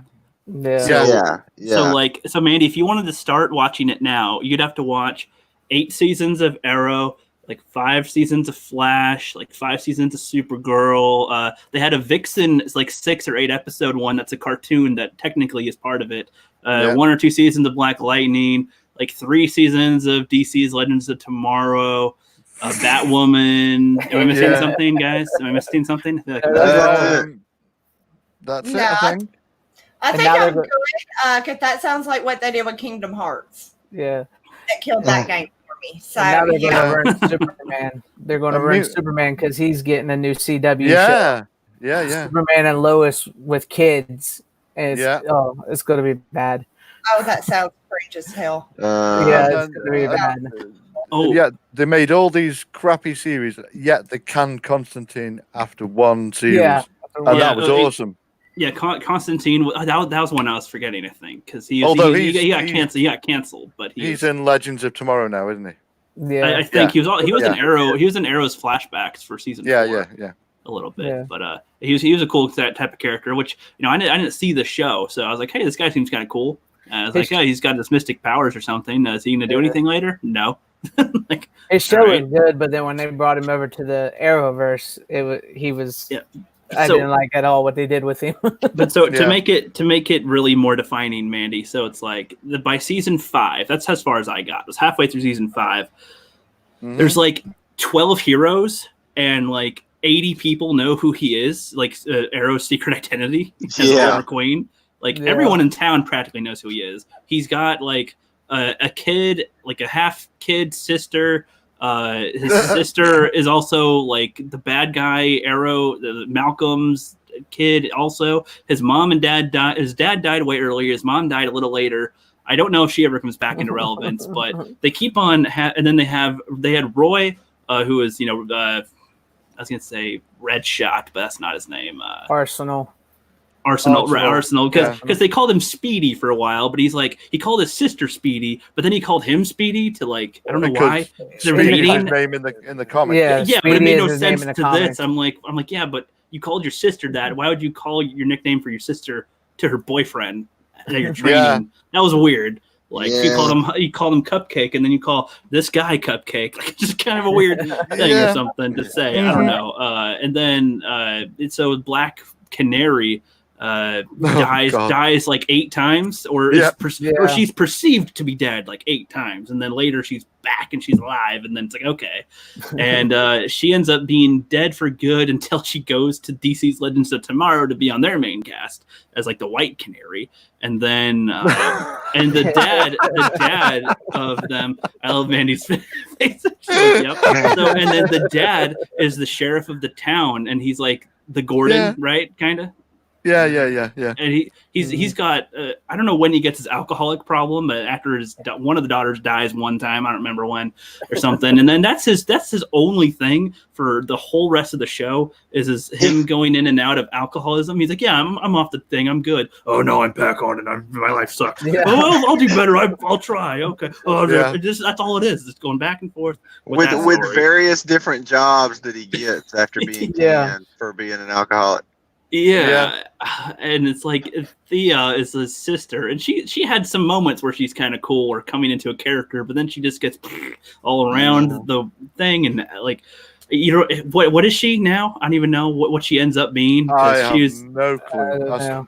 Because she was just his helpless sister, and then the bad guy trains her how to fight and defend herself, and then she kind of becomes part of the team for a bit, and then becomes his like political office runner. Because he's trying to run for mayor. Because why not? As Oliver Queen and as the Arrow, and he's trying to be mayor. And there's a clone. There's a guy who's like shape shifts to help keep. I don't know. And Digglesworth, or what's his name? John Diggle. Just John Diggle. Is that really his name? Yeah. Because that sounds like a Spy Kid's name. That I'm thinking of, Donegan Giggles. That's what I was thinking of with Spy Kids. But anyway, John Diggles is actually kind of cool for a bit. He's like just the bodyguard, and then he becomes a hero, Blader kind of judge man, or what the hell he can become? No, he becomes dog boy, hound dog. I don't know. No, That's he somebody became becomes Spartan. Spartan. Yeah. Okay. I don't. Yeah. I wouldn't have guessed based on his armor. I don't know. It's like sounds so fucking confusing as to It does. It gets. You get him confused with Wild Dog because they bring in Wild Dog and then that guy Curtis. Yeah. But who does Jimmy Olsen become? Because he becomes a hero as well, doesn't he? He becomes Guardian, but he's over on Supergirl. The Guardian. Yeah. Fucking hell. Supergirl, right? Where would one watch this? Netflix. It's all on Netflix. Yeah, Netflix. Unfortunately, but you'd have to watch 900 episodes. I would never watch it. I'm just curious as to where one would find it if they. I mean, the only thing I'll say for it is when they have the crossover events and they have the big fight scenes. Those are quite cool because you've got like the crossovers are other, people flying and they're quite. Well, some of them were kind of cool. Like with Vandal Savage, that was kind of a cool one. But when they had Infinite Crisis, that sucks so bad. They ruined that story. They ruined that story so bad. It pissed me off. They ran out of Infinite Earths, Mandy. They got down. They ran out of Earths. Infinite Earths went to numbers and to zero, and then they were in a place that's not in time or space, but they're there and can breathe oxygen. I don't know. And how do you run out of infinity? And exactly, it's a flaw, a major flaw. And Lex Luthor, like there's this book of Destiny or something, and then he's like, he just with the Sharpie goes, Luthor lives or something on the prophecy, and then so instead of him being wiped out, he teleports to where they are. He's like, I lived because I wrote it down in Sharpie on a book or something. And it's like, and Superman, he lets himself die. Superman's kind of like not a main character on the Supergirl show, I'd say. She kind of comes in when he can to help out or something. But he's just like, I guess we're all going to die now. And they die. It's like, Superman basically gets cucked by Supergirl. He does. Yeah, Superman comes on the show to be a cook. Yeah. He's like, I'm better than you in every way. Why are you even here? And then Francine could probably walk you through this better. So they went to Infinite Earths and they brought in like every continuity of DC ever or something. And who's the Batman that was like cripple Batman? Who was that? I didn't know who that was. It's from the Batman from Kingdom Come. Yeah. Was that in a movie that existed, or was that like it's a comic book where it's like set in the future and Batman's all crippled up from years of being Batman. Good story, right? It's definitely a good story. Really good. First time Kevin Conroy, who's did the animated series voice for Batman. He's done all the animated voices. First time he gets to play Batman live action, and he plays crippled Batman. Yeah. Well, and so it's what not even happened? the right kind. I mean, because he was not a bad guy in Kingdom Come. He didn't kill Superman. Yeah. So in this one, apparently he killed Superman, and he's like, everybody should die or something. Like all of a sudden, and just tries to kill her, Supergirl, and Batwoman. And Batwoman like literally flicks him, and he just like lands on a screw or something, and he's dead. Yeah. It's like, and then she's like, so and then and they're called. What were they called? Francine? They were like the Derps of Hope. Or something. What were they called? The Avatars of Hope or something? They were like of the universe or something, like where there's like hope, life, destiny, something weird. Yeah, like these weird, like Captain Planet, but making less sense than that. And that's what Batwoman was one of them. And it's like you should watch Mahler's breakdown, their commentary on the Crisis, because it's better than watching the actual show, and they address everything. It's so ridiculous. There's just scenes where they're fighting ghosts, and Batwoman like just kicks, and then they just have arrows, and then it's like they show the Flash and Supergirl that are like super fast, but like they're too slow to like fight. I don't know. It makes less sense as you watch, and there's areas where they forgot to CGI in a ghost attacking them, so they're just like flailing at the air or something. It's like okay, and then there's like a point where Arrow's like, okay, everyone else is being evacuated from. They had like what antimatter or who's the space guy that antimatter teleporting them? anti-monitor or the monitor, or the anti-monitor, I don't know. Who he was. He's like teleporting all the heroes away so they can leave whatever Earth they're on. He's like, no, I'm going to stay back and help everyone. And all he does is like flick a few more ghosts. And then he's like almost dead, I guess. And then the guy teleports him back. Then he's like, his sacrifice saved thousands or millions or billions of lives. And it's like, flicking a few ghosts from where he was did that. And they say he's dead, but then they make like 3 episodes about bringing him back to life, and then they like go into his dreamland, and then this other dude shows up and is like, no bro, you shouldn't go back to life. And he's like, okay. And then so they just leave without him being back to life, and then he comes back as like God or something. The Arrow comes back as God. And then, or what's his actual character's name that he becomes? The Spectre. He's the Spectre. He's actually the right hand of God, like death. Oh, I was close. Okay, I thought he was just God. I was like, y'all were fucking with me, right? No, y'all were just making this shit up on the spot. So they're confirming. I don't know what I'm talking about, but they're confirming this. So I've actually read the Crisis on Infinite Earths, the actual story, the actual comic graphic novel, and they did that such a disservice in the show. It was awful. It was awful. And the bad guy, the negative. I want to call him the negative zone guy or something. The monitor and the anti-monitor. Yeah. God, that's so clever. I'm sorry, but like I don't know. That's all right if that's what it was. But it's like, what was his motivation? He's like, I just want to eat life or something. And well, like the anti-monitor is like all of like the opposite of good or whatever. He just wants to. He like eats all the worlds, and the monitor is like supposed to be watching over the worlds and gathering up all these superheroes to fight him. Right, but then it's like the monitor is the one that fucked up because he accidentally went to anti-monitor's world once. Yeah, and he alerted. And so he caused the destruction of the universe. I love it. It's like the infinite Earths got all destroyed. That doesn't make any sense in any way. And it's like, okay, so now you have the right numbers, and then afterward they come after this is all done, and they all come back. Like some of the Earths kind of merge so that they can, fuse some of the universes together because they didn't have Supergirl in the same one as the Flash and everyone else, and now she kind of is, and same with Batwoman or something. And now there's like random characters that all exist in the same place, and there's like, derp, okay. And I don't know. And then there's like moments where they're like, the whole universe is at risk here still. Yeah, but I'm in love with this one person and I want to bring them back to life real quick. Okay, so you can just always. I'm so tired of how many times they bring people back to life, and this was knowing that Arrow had more seasons to go, and they keep on acting like he's dead for reals, and they like emphasize, no, he's like legit dead. You cannot anything to come back, and it's like, really? Yeah. It was bad. That sounds horrendous.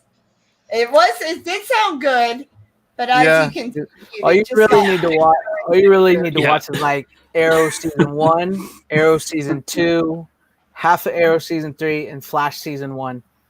Yeah, Just be done.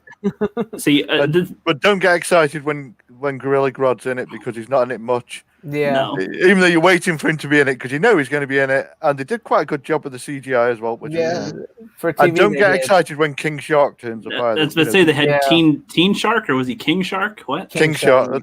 King Shark. It was Teen Shark. Was he ever back in it again after that one? I don't think so. I think they brought him back one more time, and it was about it. Must have cost you know what? I think you're right. No, you'll love this, Mandy. So with the Flash, every time he has a problem, his friends say, "You guys, what does he say? What do they say?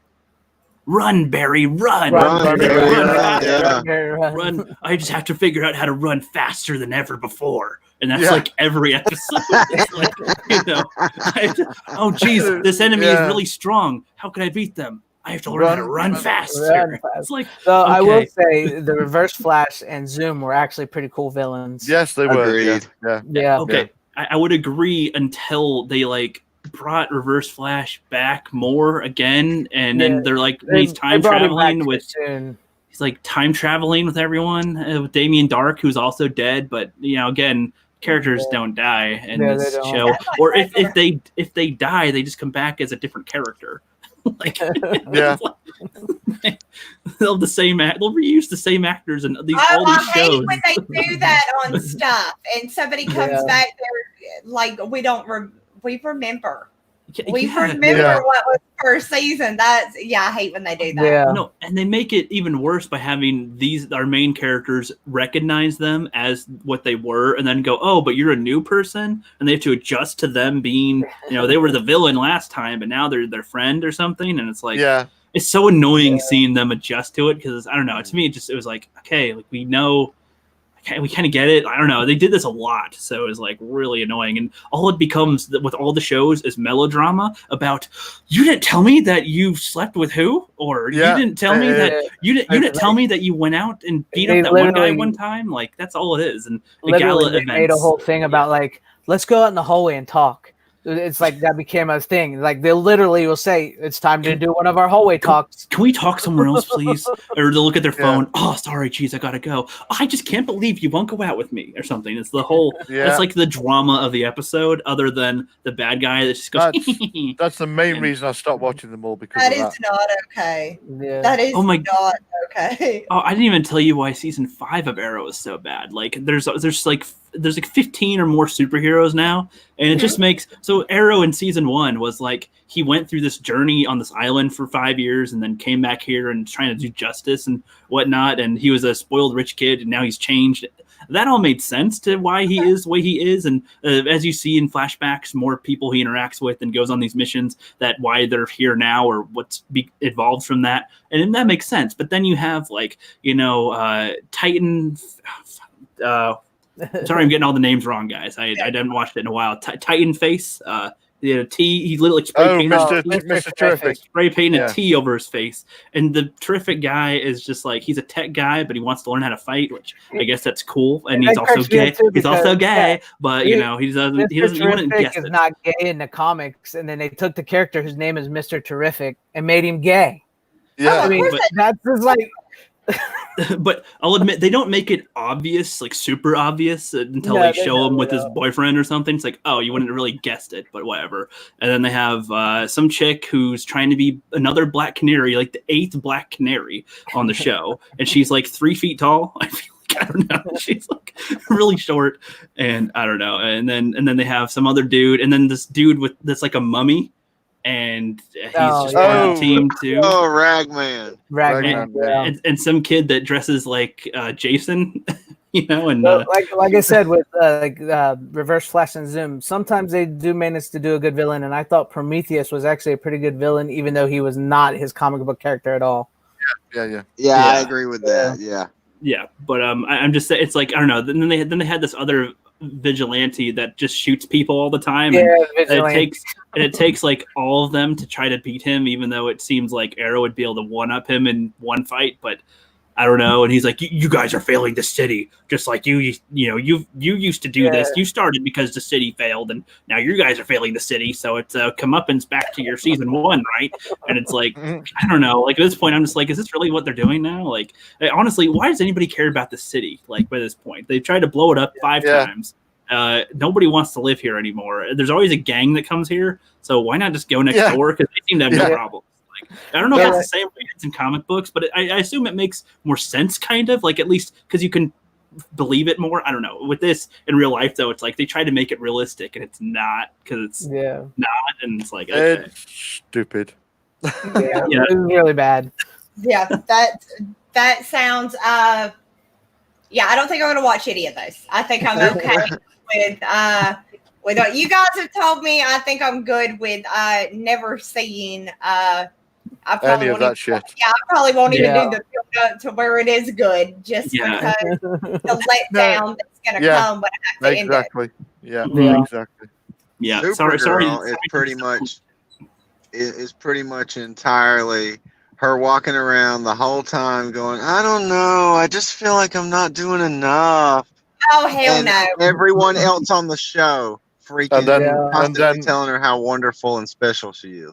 And then they all sit down and have Chinese food at the end every time.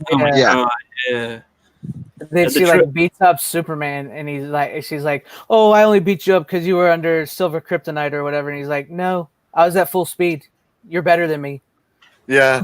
It's like, what? yeah, like no. Oh my gosh. And then poor Martian Manhunter. Oh yeah. Oh, man. Yeah, that's a fun one too. Yeah. Oh. Yeah. Never mind. How many seasons are there total? Like as of right now, what are they up all to? of them together? There's got to be what? Oh my god! Are you talking about just Supergirl or all the shows? I know there's 8 seasons of Arrow. I think there's 6 seasons of The Flash. Yeah. And then after that, I really don't know because I never really watched the other ones. I think there's 5 seasons of Supergirl. 5 seasons of Supergirl. And at least 2 or 3 of DC's Legends of Tomorrow.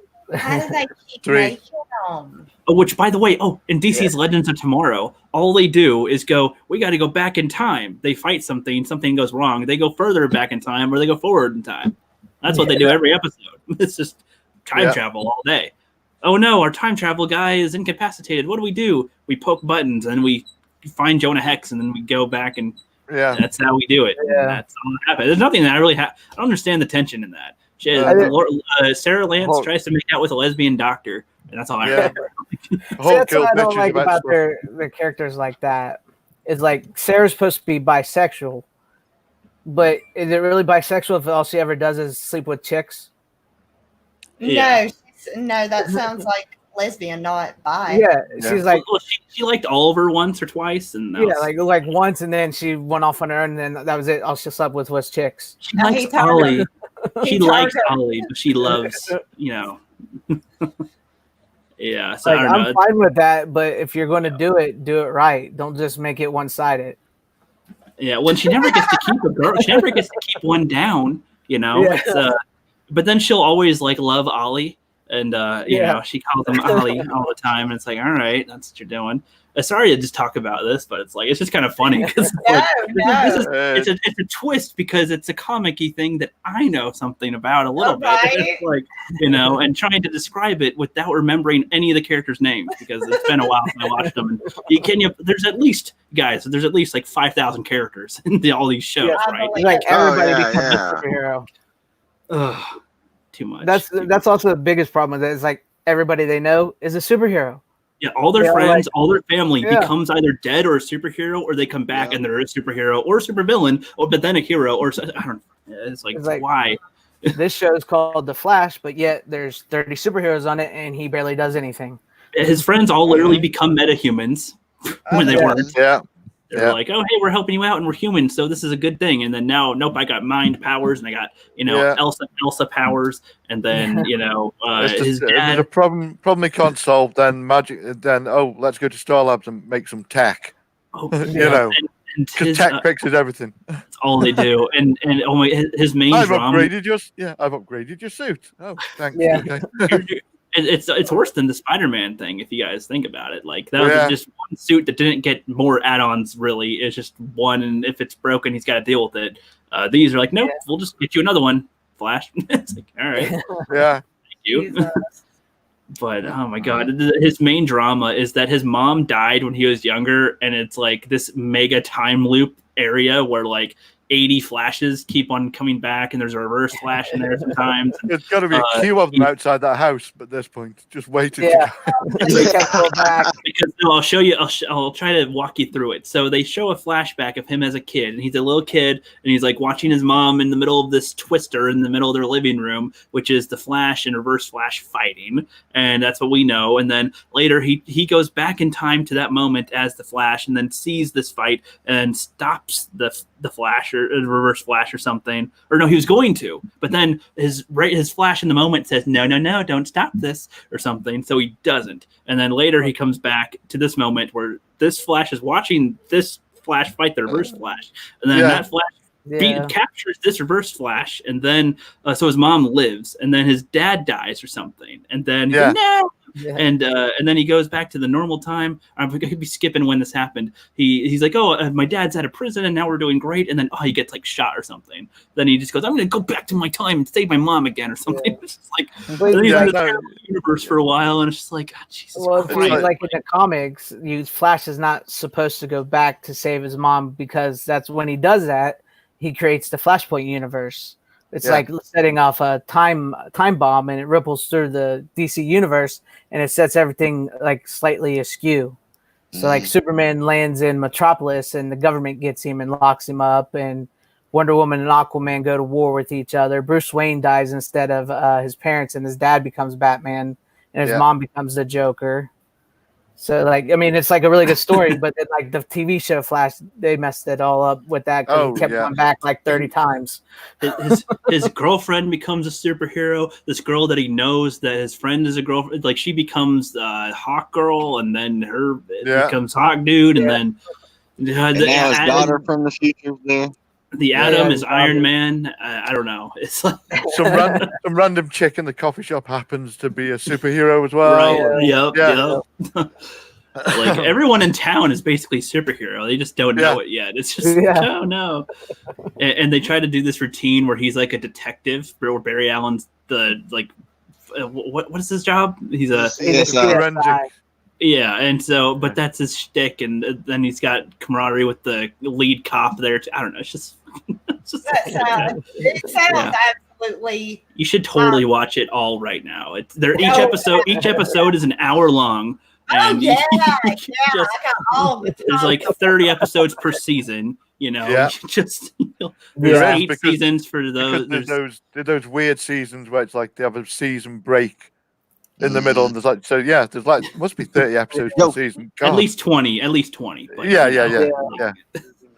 But I think I'm just gonna have to be okay with never have seen it, and you're not missing anything. Like the storyline you were talking about, where it changes everything. So Bruce Wayne dies, and that sounds kind of awesome. Now I wasn't much of a DC. I didn't read a lot of DC comics. I was more Marvel. So I don't know. But that's pretty awesome. Yeah. They made a movie. They made a DC animated movie called Flashpoint. You should watch that. That's really good. It covers it. It's a really, really well done movie. I always write it down, or I forget. In fact, most of the DC animated movies are good. Some of the ones here recently, they've messed them up a lot, like with Batman Hush. That messed that all up. Well, that's the thing now, though, isn't it? That's kind of the theme with the people in charge, is to fuck up whatever they touch at this point. It's like opposite of Midas touch. It's whatever the opposite of that would be, where everything they touch is touch. Everything turns to shit. Yeah, everything they touch turns to shit. Everything just turns to the. That's what the my ass touch. Yep. Yeah, but so I guess to close out, kind of, this is I'll leave you guys with kind of a question that I've had on my mind lately. It's like, what do you guys think about franchises ending? Do you think that franchises should have like a definite end or continue on forever? I do think they should have a definite end. Yeah, to be more specific though, it's like Star Wars. Like it technically was over, but then now they're like officially gonna pump out movie after movie. And it's like I don't know. And Marvel again, they had like 25 movies that was all in the thing, and nope, 20 more. And it's like okay, so what? Just want to know your guys' opinions on should they end something or continue all the time? Well, the Marvel ones, end it where it is because that's a nice ending. That'll do. That's that. We don't need to see Miss Marvel and all that crap. And Lady Thor. Yeah. Star Wars, kind of end it and don't do another trilogy. Do maybe just have standalone movies every now and then. That's fine. I'm cool with that. I say everything should come to an end at some point. I don't, that's what makes stuff great, is because it does end. You have an ending. You have that moment of clarity of, okay, that's it. But like when they don't allow that and they keep pumping out, they just ruin what they built. They pass it down to other people. They pass it down.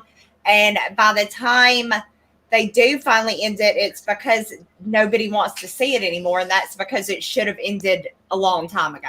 It just should have. Yes. So, I think they need to, I think Marvel needs to be done. I think Star Wars needs to be done. I think Star Trek even, and I don't follow that at all, but from what I understand from Trekkies, that needs to be done.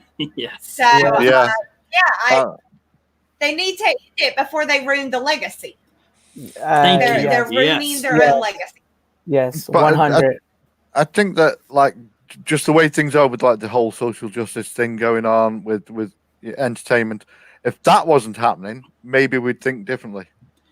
Well, like to me, so to clarify, it's like I agree with what Mandy said, because when things are done, you're allowed to miss it and allowed to examine it and go, wow, that was good. As to where now they can go like with Star Wars, oh, that was such a good series. Now let's bring Luke out, drag him through shit, and let's we got Han Solo, let's drag him through shit. Leia, when something has like an ending, you can go back and watch it and enjoy it.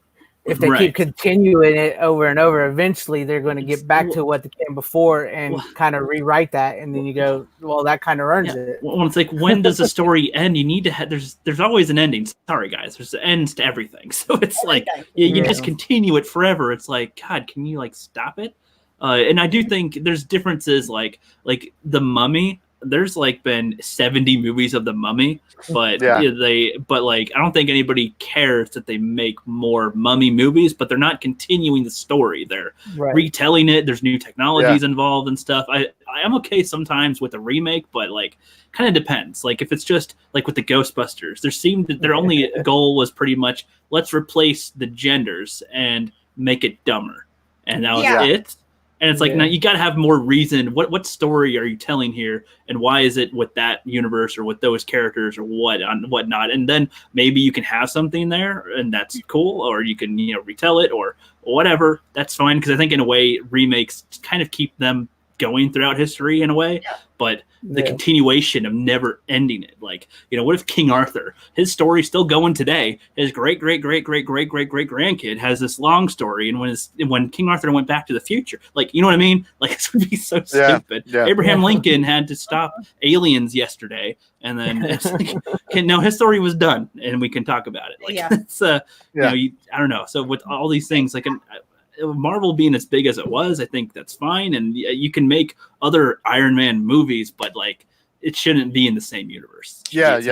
Separate restart. That's fine. I'm okay with restarts, but like they just keep on rebooting. It's a little different, I guess, with how they do it. And it's like I want some finality every time that there's characters that are like, I don't know if they're gone anymore, or it's just, there's just more to the story. Why? Resident Evil had 7 or 8 movies. Why?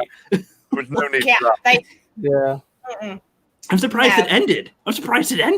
Like, for all I know, they'll just pick up where they left off. Like, well past its use by date. Right. It's like the Harry Potter universe. I read all the books, watched all the movies. And then they came out with, what was it, the Cursed Child or something. I was like, oh, cool. Let me, because they had already done the Fantastic Beasts and all that. And I thought that was because it was their world, but it was a different time. So I accepted it for that. I thought it was okay. It wasn't Harry Potter, but it was okay. But then I read The Cursed Child. Now in this one, Harry, Hermione, Ron, all of them are grown up, and it kind of takes off where, the last one ends where they're sending their kids to Hogwarts for the first time. Biggest piece of shit I have ever read. And I read every Harry Potter book, every single one. And this one was absolutely horrendous. Of course, honestly, I did not like reading Fantastic Beasts either. But that was because of the fact that I was unaware that I was literally reading the movie word for word, and I'd already seen the movie. So, and when I say word for word, I mean word for word. So, but no, it needed to end. It needed to end with them sending their kids, they're adults now, they're doing their own thing, they've got kids, and end it there. And not keep on, don't give me the adventures of your kids. Fuck off with that. No one cares. No one cares. So it's like, I agree. It should have ended. Like in Jumanji, why is the movies that came out now called Jumanji? there's no, if you were to put the old Jumanji next to the new ones, would you be able to tell that they're in the same? It's like you could have called this video game movie, and that would have made sense too. It would have been just fine, but they called it that, and it's like, can you stop stretching the stuff, please? It's just, I don't know. Right. That's been on my mind a lot lately, and it's like in my head, the thought of things going on forever sounds good sometimes, and the things ending sometimes sounds good. Sometimes they both sound bad, but it's like, I don't know. When it comes to films and movies, like the Arrowverse and all those shows, fuck, stop. Stop. You should have stopped a long time ago, and you could have made cool different versions of them later. If you did 3 seasons of these and they were connected, cool. But then you can make different characters with their own connected universe and something else. Fine, whatever. I don't want it, but you could do it, and it's not as bad. But I don't know. It just seems like just really worse than people that can't make their own original characters. I'll give the Marvel people that. I mean, they made their own characters, but nobody's gonna care. And it's like if somebody made the best writing project ever, the best movie ever, there's chances that people won't like it too, which kind of sucks. Kind of sucks. It's like, oh, it's the best written film ever. Yeah, but nobody wants to get it or see it. So they all need to just stop. Yeah, I feel like I made a video a long time ago called "Hollywood Needs to Take a Break." And it's like they just need to literally pencils down, kind of wink. It's like pencils down, go home, go to the bar, go to a restaurant, have some drinks, have some food, stuff the belly, have a good time, do stuff with your spouse, whatever. Go to bed, sleep in kind of late, 9 a.m. or something, and get up, shower, have a good breakfast, some eggs, bacon, pancakes, French toast, orange juice, man, have it all. Have a good one. Have a good little rest before you go to work at noon or something, and just come back to your desk and restart. Fresh mind, fresh good. I had some fun. Well, maybe you watch something good, and then you can go and do this. That's what they need. They're not gonna. I feel like right now is the perfect time. It's the perfect time. Yeah, exactly. That would be the perfect time to just stop for a while. Go. I mean, I get what's happening is, you have all of these people go into these Ivy League schools that should not be going there. Their parents are paying their way in. They're fucking dumber than rocks. They're getting they're getting free rides to these colleges. And those are the people that are getting hired, when they come out of college. They're the ones they're not hiring the guy that went to the smarter guy that went to, the community trade center or whatever. No, they're hiring these Ivy League assholes that are born into money. So they do not know how normal people think. They do not know average problems. They do not know anything other than, oh, well, I'm white, so I'm bad because I've repressed people. Well, no, not modernly. Fuck no. And anyway, those are the assholes that are making these decisions. And that is, that's where we find ourselves right now is idiots or, look, even the Full House, Aunt Becky's even paying her kids way through college. And, they do that. And then these are the people that get hired. They're the ones in control of shit and they're fucking idiots. And they're hiring these kids out of college thinking, oh, they're young and they're fresh. And, they went to Harvard or they went to Juilliard. Well, they're fucking idiots who got, So that, they passed their classes. They passed their classes, but can't apply it to anything else other than those specific things. That's it. So Twitter is not a good control group for what's good. No, that drives me crazy. Twitter as their basis for, and I assure you, Twitter is not the majority of the world. There's a lot of people that avoid that dumpster fire as much as humanly possible. So, it's that and people that grow up in the acting world only, and it's like so they learn how to act, but they don't know how to real people. Yeah, so it's like they watch the interactions and emotions and then act it out, but they don't experience it. So it's like exactly, and that's what we have right now. So. I don't know. I'm kind of hoping that maybe these people just absolutely show their ass to the point of everybody's just like, all right, fuck it, we can't with y'all. Y'all are ridiculous. Okay. Yeah, we're done. Okay, we're done. Yeah. Every group of insane people get their time and eventually it ends. But they run a fucking muck for a while and stir up all kinds of shit. You know, every group does that, the crazy ones. So, you know, there are times when, you know, you can even read when you have SJWs looking at Marvel's new thing and thinking that it's us fucking with them because it is so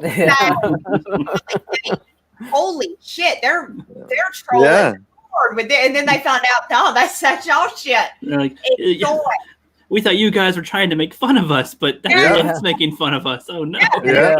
Shit. So I mean, it's getting worse and worse. Their ideas are getting stupider and stupider, and you know, eventually somebody will pick the rock back up and they'll scurry back under it, and you know, we'll go back to somewhat normality, because I don't think any of this shit is going to stick. I feel like it's just a phase we're in right now too, and it'll end at some point. We're on the downfall.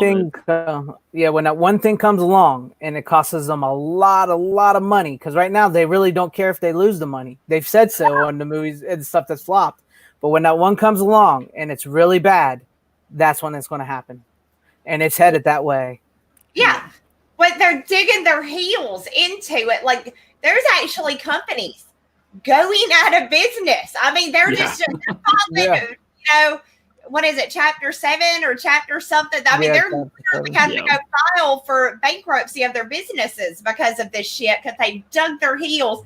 So either they're going to learn, because the shit's not selling. Nobody's buying it. So they're either going to learn, or they're going to go under, and then new people will come in and take the place that don't think like that aren't fucking insane. So, you know, it's just, you know, places like Marvel, they have about as much infinite money as apparently Earths, but, you know, eventually they're going to run out. Eventually, you know, when the money is gone, they'll stop, and then, you know, a new company will come in and take over and be like, all right, well, they're fucking stupid, so now let's what we do.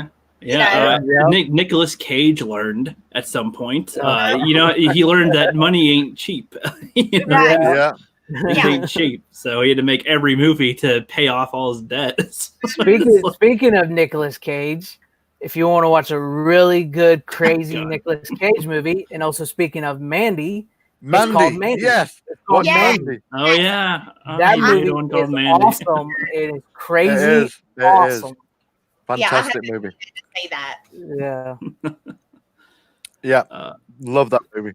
Now, there's a movie that's an original movie with an original storyline that is not SJW, and it's really good. I'm gonna at some point sit down and watch it just because of my name. You know, how do you that's like turning off the Barry Manilow song when it comes on. You just don't. You will sit through it, and at many points throughout it, you'll be like, "What the fuck?" Yeah, when he breaks into their there's like biker gang place, and the guys watch that, and he gets like a hard on, and it's like a knife. Yeah. Crazy. Yeah, it's a crazy movie. Whoa. All right. Yeah, it's you guys got to see this movie because it's like so batshit crazy. It's good. Is this crazy as this?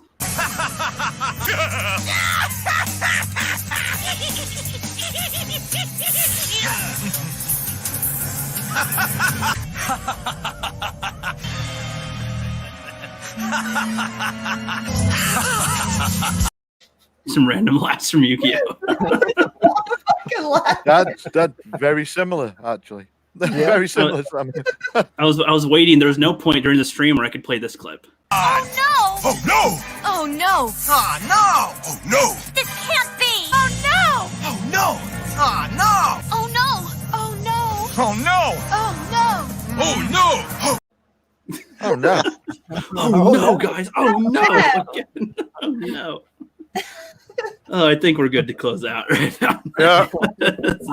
We're going into craziness. If you guys want to say any last things about yourselves, channels, or projects coming up, you have the floor. Petey boy, got anything? Yeah. Yep, follow me on Twitter at Peter Gilmore.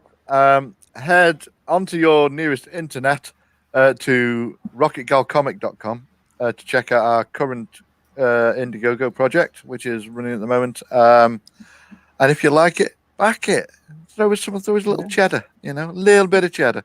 And also head to superdeadcomic.com. Yes. Oh my god! Yeah, or just click the link. Just click the link in the description, guys. It'll take you. Do that. There. Go to do that for both those.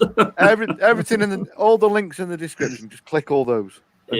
Sorry, man. We don't always expect it to be there when we go places. I mean, is the stream gonna still be up tomorrow? Yeah. Okay. I'll take these down. Oh yeah, so that's good. They'll be there. Yeah, Wyatt. So I'll even add your project, Wyatt, even though we can't back it now. Oh, no. It'd still be cool people to see what they missed. That's what that is. Get them eager to see it next time. And yeah, Mandy, I know you got a lot of things. I do. So yeah, you guys, check out my YouTube channel at Mandy Summers. Go check out Comics Avalon to get your copy of Hardcore Pornosaur. It is available it's available in a lot of different formats. So go check that out. Also, go check out my book, Wart the Wizard, that is now in demand on Indiegogo, but only until the 30th, you guys. We are closing on the 30th, and I'm going to start fulfillment. Also, don't forget to check out, as Peter said, Super Dead. Don't forget to check out Rocket Gal. My friends have just come out with their book, or they're launching very, very soon, Peregrine. They're going to be on my channel with John Malin on Friday night. We're going to be talking about their book, which is awesome. So, yeah, y'all come hang out on Friday with us and get you guys some Peregrine and get you guys some Rocket Gal, Wart the Wizard, all of that good stuff. And if you really are feeling fancy, go get you some Hardcore Pornosaur. All of those listed are in the description except for the Hardcore Pornosaur. I forgot that one. But the Peregrine, what was that one? The Falcon. Oh God, I should know that. You said the Peregrine Falcon or some. Yeah, I believe. Yeah, the para is in the description. I didn't look at the full name itself, so I forgot. Yeah. I literally just added the links right before the stream. I didn't get a chance to look at all of them all the way. But thank you guys for coming by and whatnot. This was a nice, fun one. Went longer than I thought we would. I like it. Yeah. I love it going long. I love the long ones, so those are good. Yeah, we had lots of fun of good things and trash. Lots of trash, but that's all good. And to close out, basically, I'm just going to play a couple of their trailers to their comics, and then we shall be done.